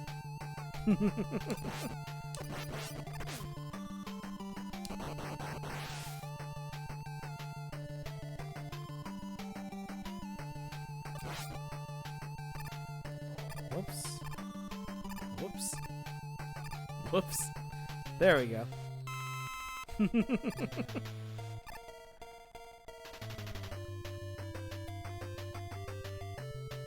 Yep.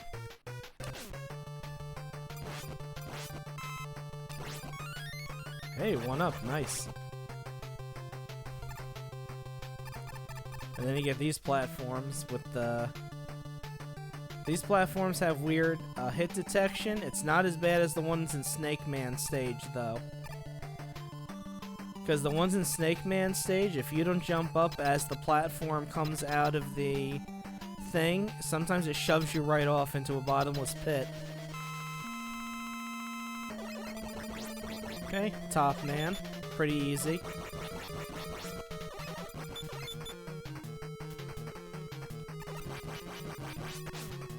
Well, of course, it would help if I slid. There we go.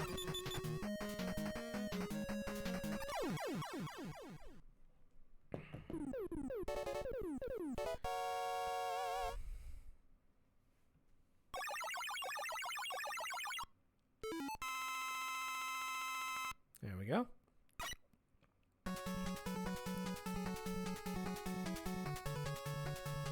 And I like that this is where they started showing stuff like Mega Man absorbing the energy to get the weapon. You know, showing him in that nice big close-up of what color he changes when he gets the weapon. But yeah, it's Mega Man 3. I don't really need to get more into it. It's a really good game. I enjoy it.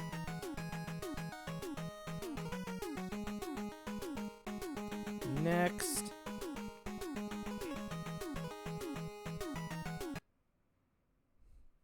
Oh, and here's the last part of our Turtles trilogy on the NES.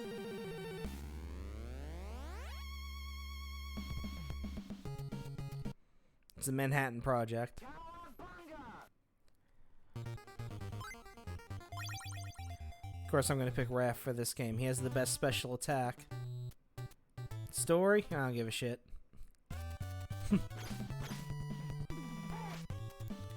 So, this... As good as Turtles 2, the arcade game is, I think this is the best one. Because you've got a nice variety of moves you can use. The jump kick works... I feel the jump kick works better in this game than it does in the Turtles 2. It feels a lot more responsive. And you've got this throw move that can defeat any foot soldier in one hit.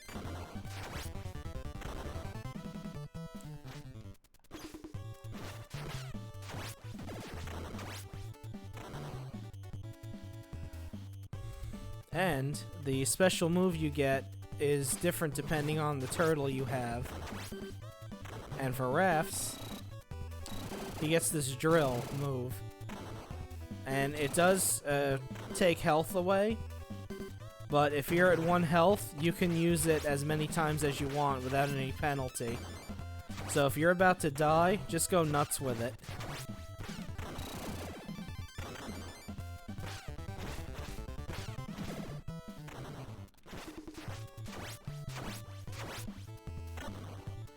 I mean, a lot of times you'll beat the boss before he kills you, even though you have 1 health, if you keep spamming the special attack.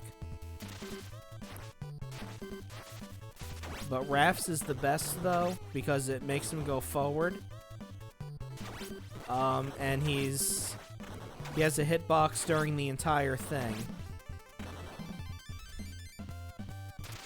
Leonardo's is he just spins in place, which isn't really that good. Michelangelo's, he does this, like, lunge move, which doesn't carry him very far.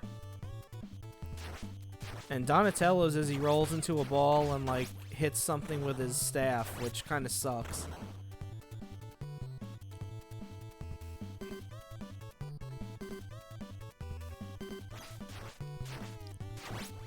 And also you can parry weapons in this game like you can in the second one.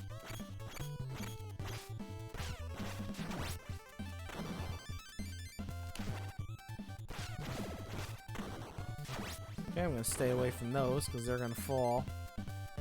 You can tell they're gonna fall just by looking at them. Yep. And I got hit anyway.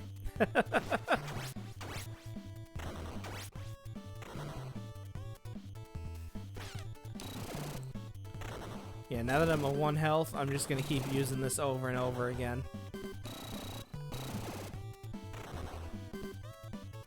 Because there's no penalty for it, so you might as well.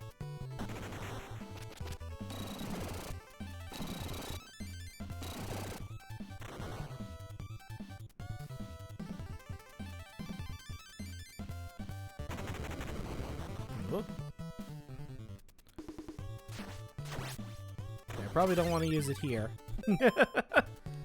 Because I'll probably end up falling into a hole.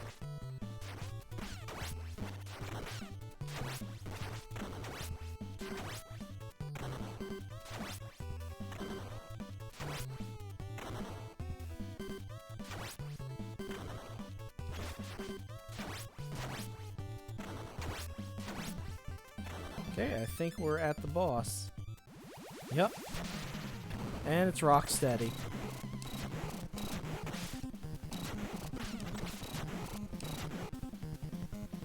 Which, in a lot of these arcade versions of the games, they throw Rocksteady at you first and then Bebop.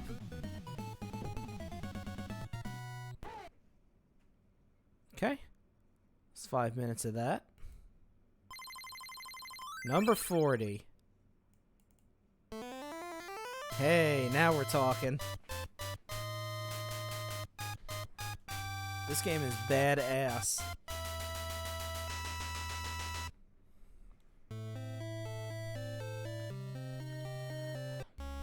If you like Zelda 2, hey, here's a game that's that, but with a Greek flavoring.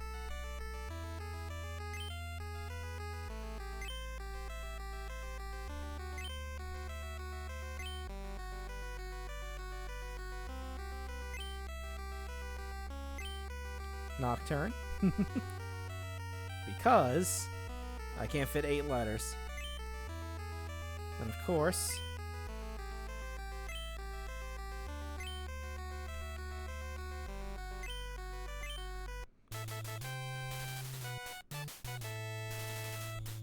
yeah, this game is cool. Music is great. It plays like Zelda 2. I mean, look at it. It's Zelda 2, basically.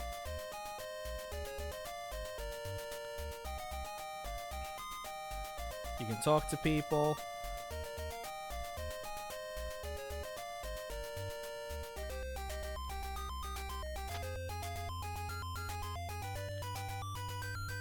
And you're on a quest to get your girlfriend back from the underworld.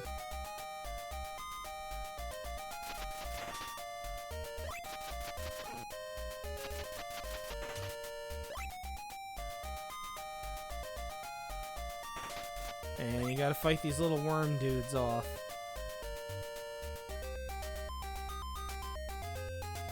Yep, you're too weak to go there, so get lost, kid.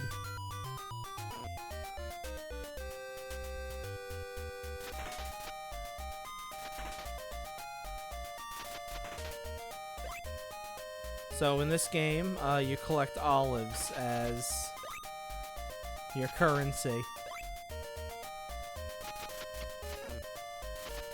And the thing that sucks about those worms is you can't really attack them unless you hit them in midair or they're jumping at you.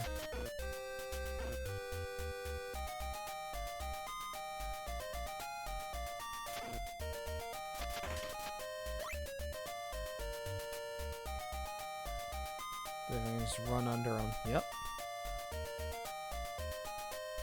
And the first place you need to go to is this house here.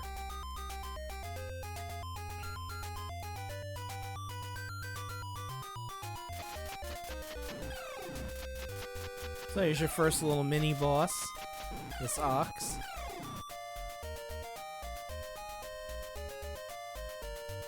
And you need to go to this temple.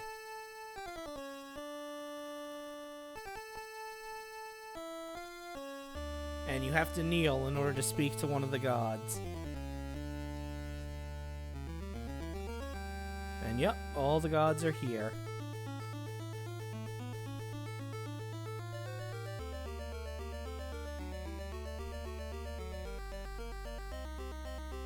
So yeah, you have to come here first. Otherwise, you can't get anything else from any of the other gods in this game. And you can also get a password from them. Yeah, I ain't copying that down.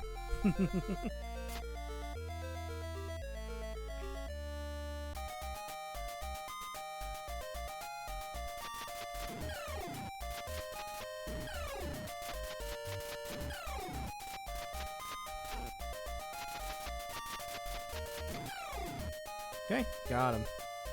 Still about to die, though. Alright, let's move on. But yeah, I would recommend this game. It's a lot of fun. And like I said, it's basically Zelda 2, but with a Greek flavor. Ah, another Disney Capcom game. One of the best ones.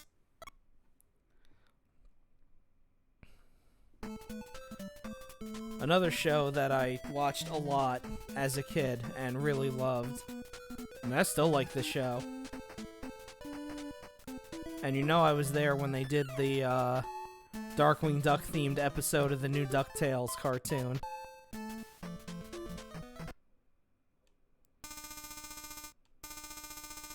Yeah. Alright, so this is basically a modified Mega Man 5 engine. So... So it's Jump and Shoot Man, but you're a duck.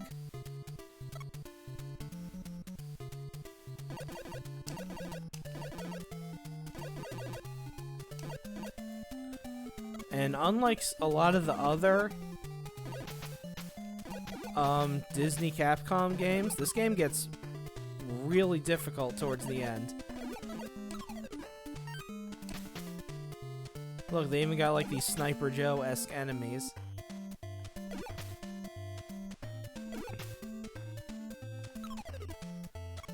Like, the final boss is extremely difficult. Okay, can't go that way, because you need a special thing.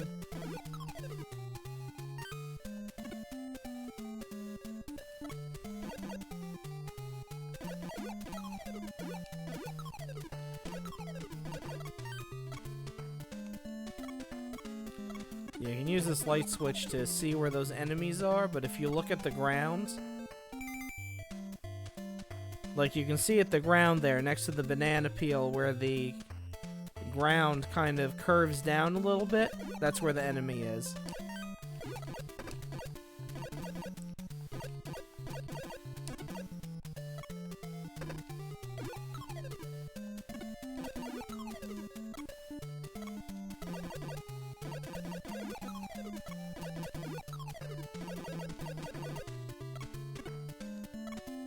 Reach that? Nope.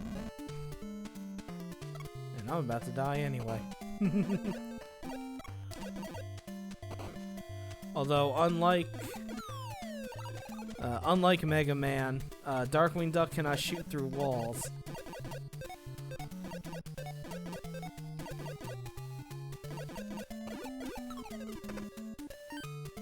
And he only takes 4 hits to die. And I'm about to die again already. That's alright, though. It's not like I'm playing these to beat them. I'm just showing them off and talking about them. But yeah, this game represents the franchise really well because, I mean, all of the enemies are from the show, for the most part. All the bosses are definitely from the show. Whoop, I found a bonus level.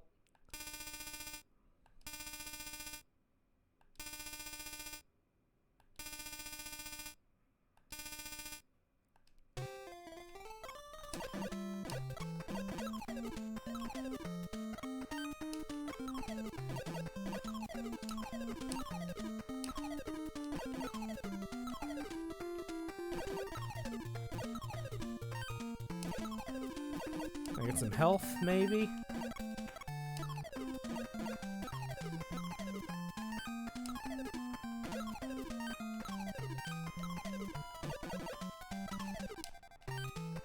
Okay, guess not.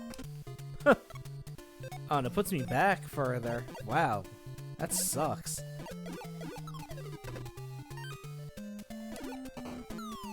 Okay, we're good here. Alright, next.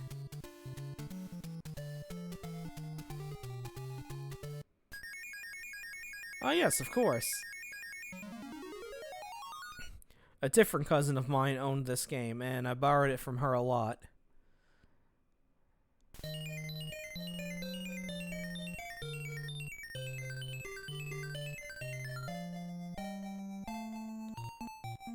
Now, after the Master System Mania episode, you can get this song stuck in your head all over again.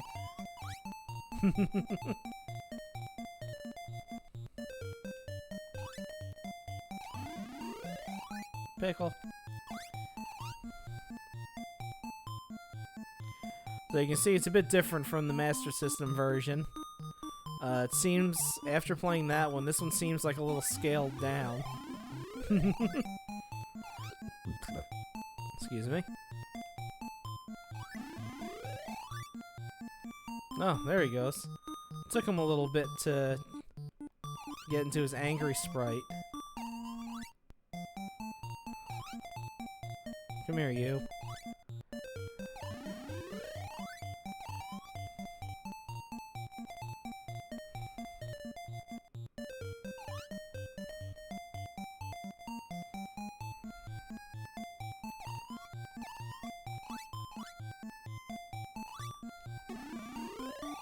Oh, that's a load of crap.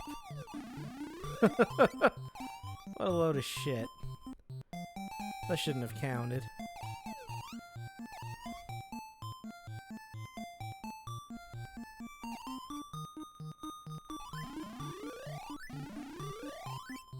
Nope, it will not.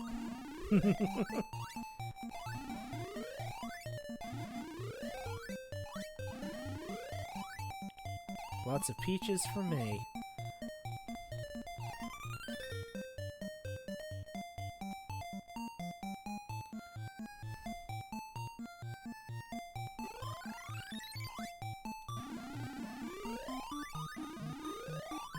Oh, it came right up to me. That's twice that happened. That should not have happened.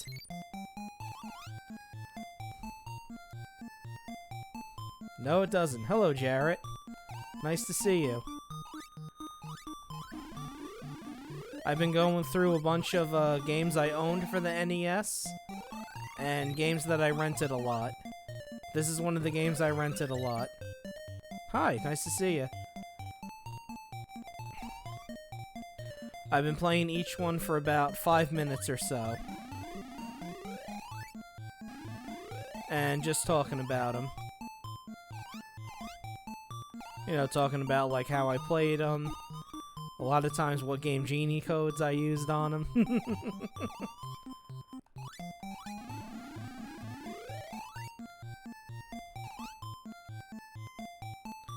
And after this one, we got one left. And it's quite a doozy that I saved for the end.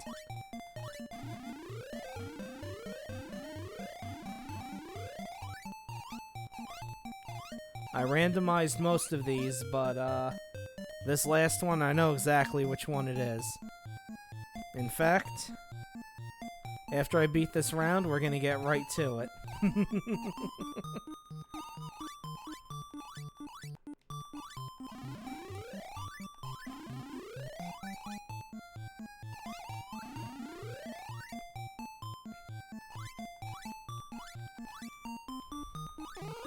Nope, so that was gonna happen. Alright. Alright, let's get to that last game.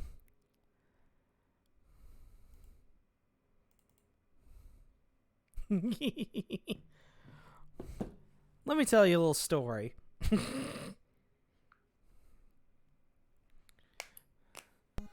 I went into the video store one time, and they had absolutely nothing in that I wanted to play.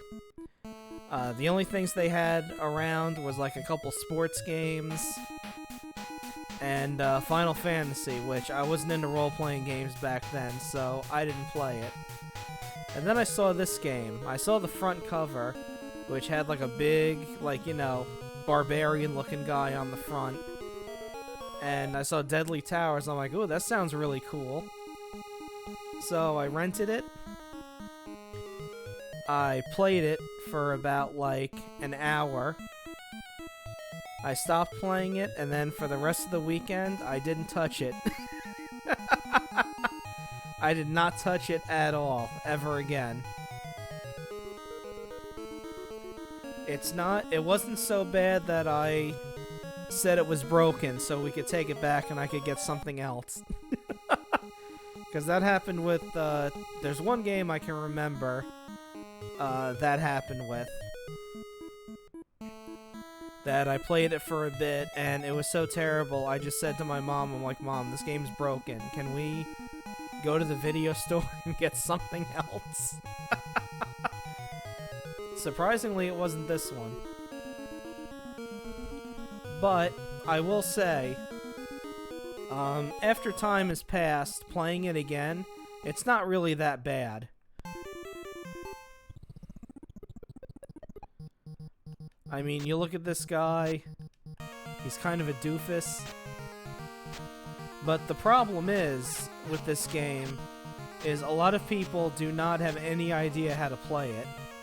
Like, they have no idea where they're going, and they don't know really what they need to do. So they just kind of write it off as, you know, being shit and then leaving it at that. I mean, it's not the best game in the world, but it's not as bad as everybody thinks it is.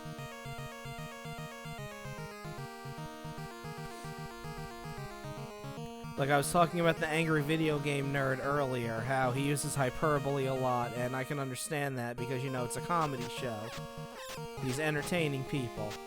But, you know, sometimes he's not correct about a game being bad. This one's not as bad as he makes it out to be. I mean, it's not particularly good, but it's not the worst game ever. If you have a strategy guide in front of you while you play this game, it's really not that bad. You just have to know where the hell you're going, which I don't currently.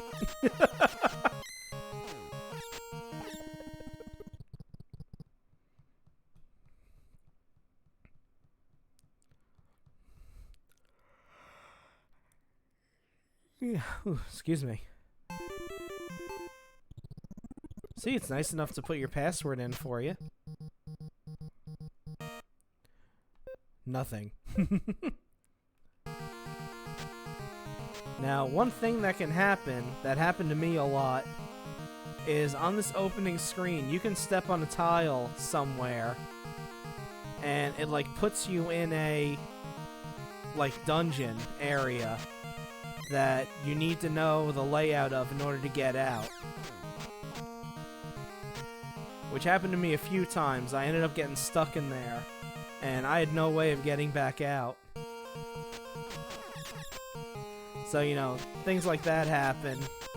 You know, you don't want to play the game, really.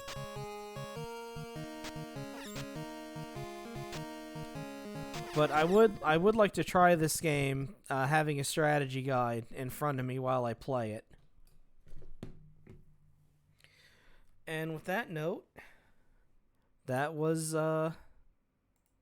NES games I grew up with. You know, back when you could rent them and the games were still coming out. Thank you for watching. I'm gonna throw up my screen here.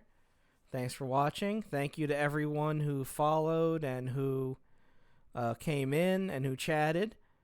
And even if you lurked, thank you too. I'm really glad you watched it. I appreciate it. Thank you to Neo Antoine for the raid earlier. And Wednesday is going to be Master System Mania like usual. But in the meantime, let's see who's streaming. Who we got? No one I know. Let me see if any of my Hanako peeps are streaming. Oh, thank you for the follow, Jarrett. I really appreciate it. Thank you. Let's see if anyone in the Hanako group is streaming right now. Let's see. Doesn't look like it.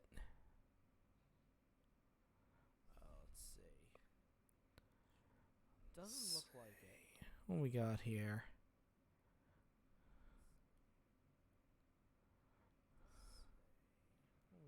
Oh, someone's playing a Pokemon Soul Silver randomizer? That's where we're going. We're gonna go raid Strong Bun. Someone's playing a Pokemon Soul Silver randomizer? That's where we're going. Okay, we're gonna end the local recording now.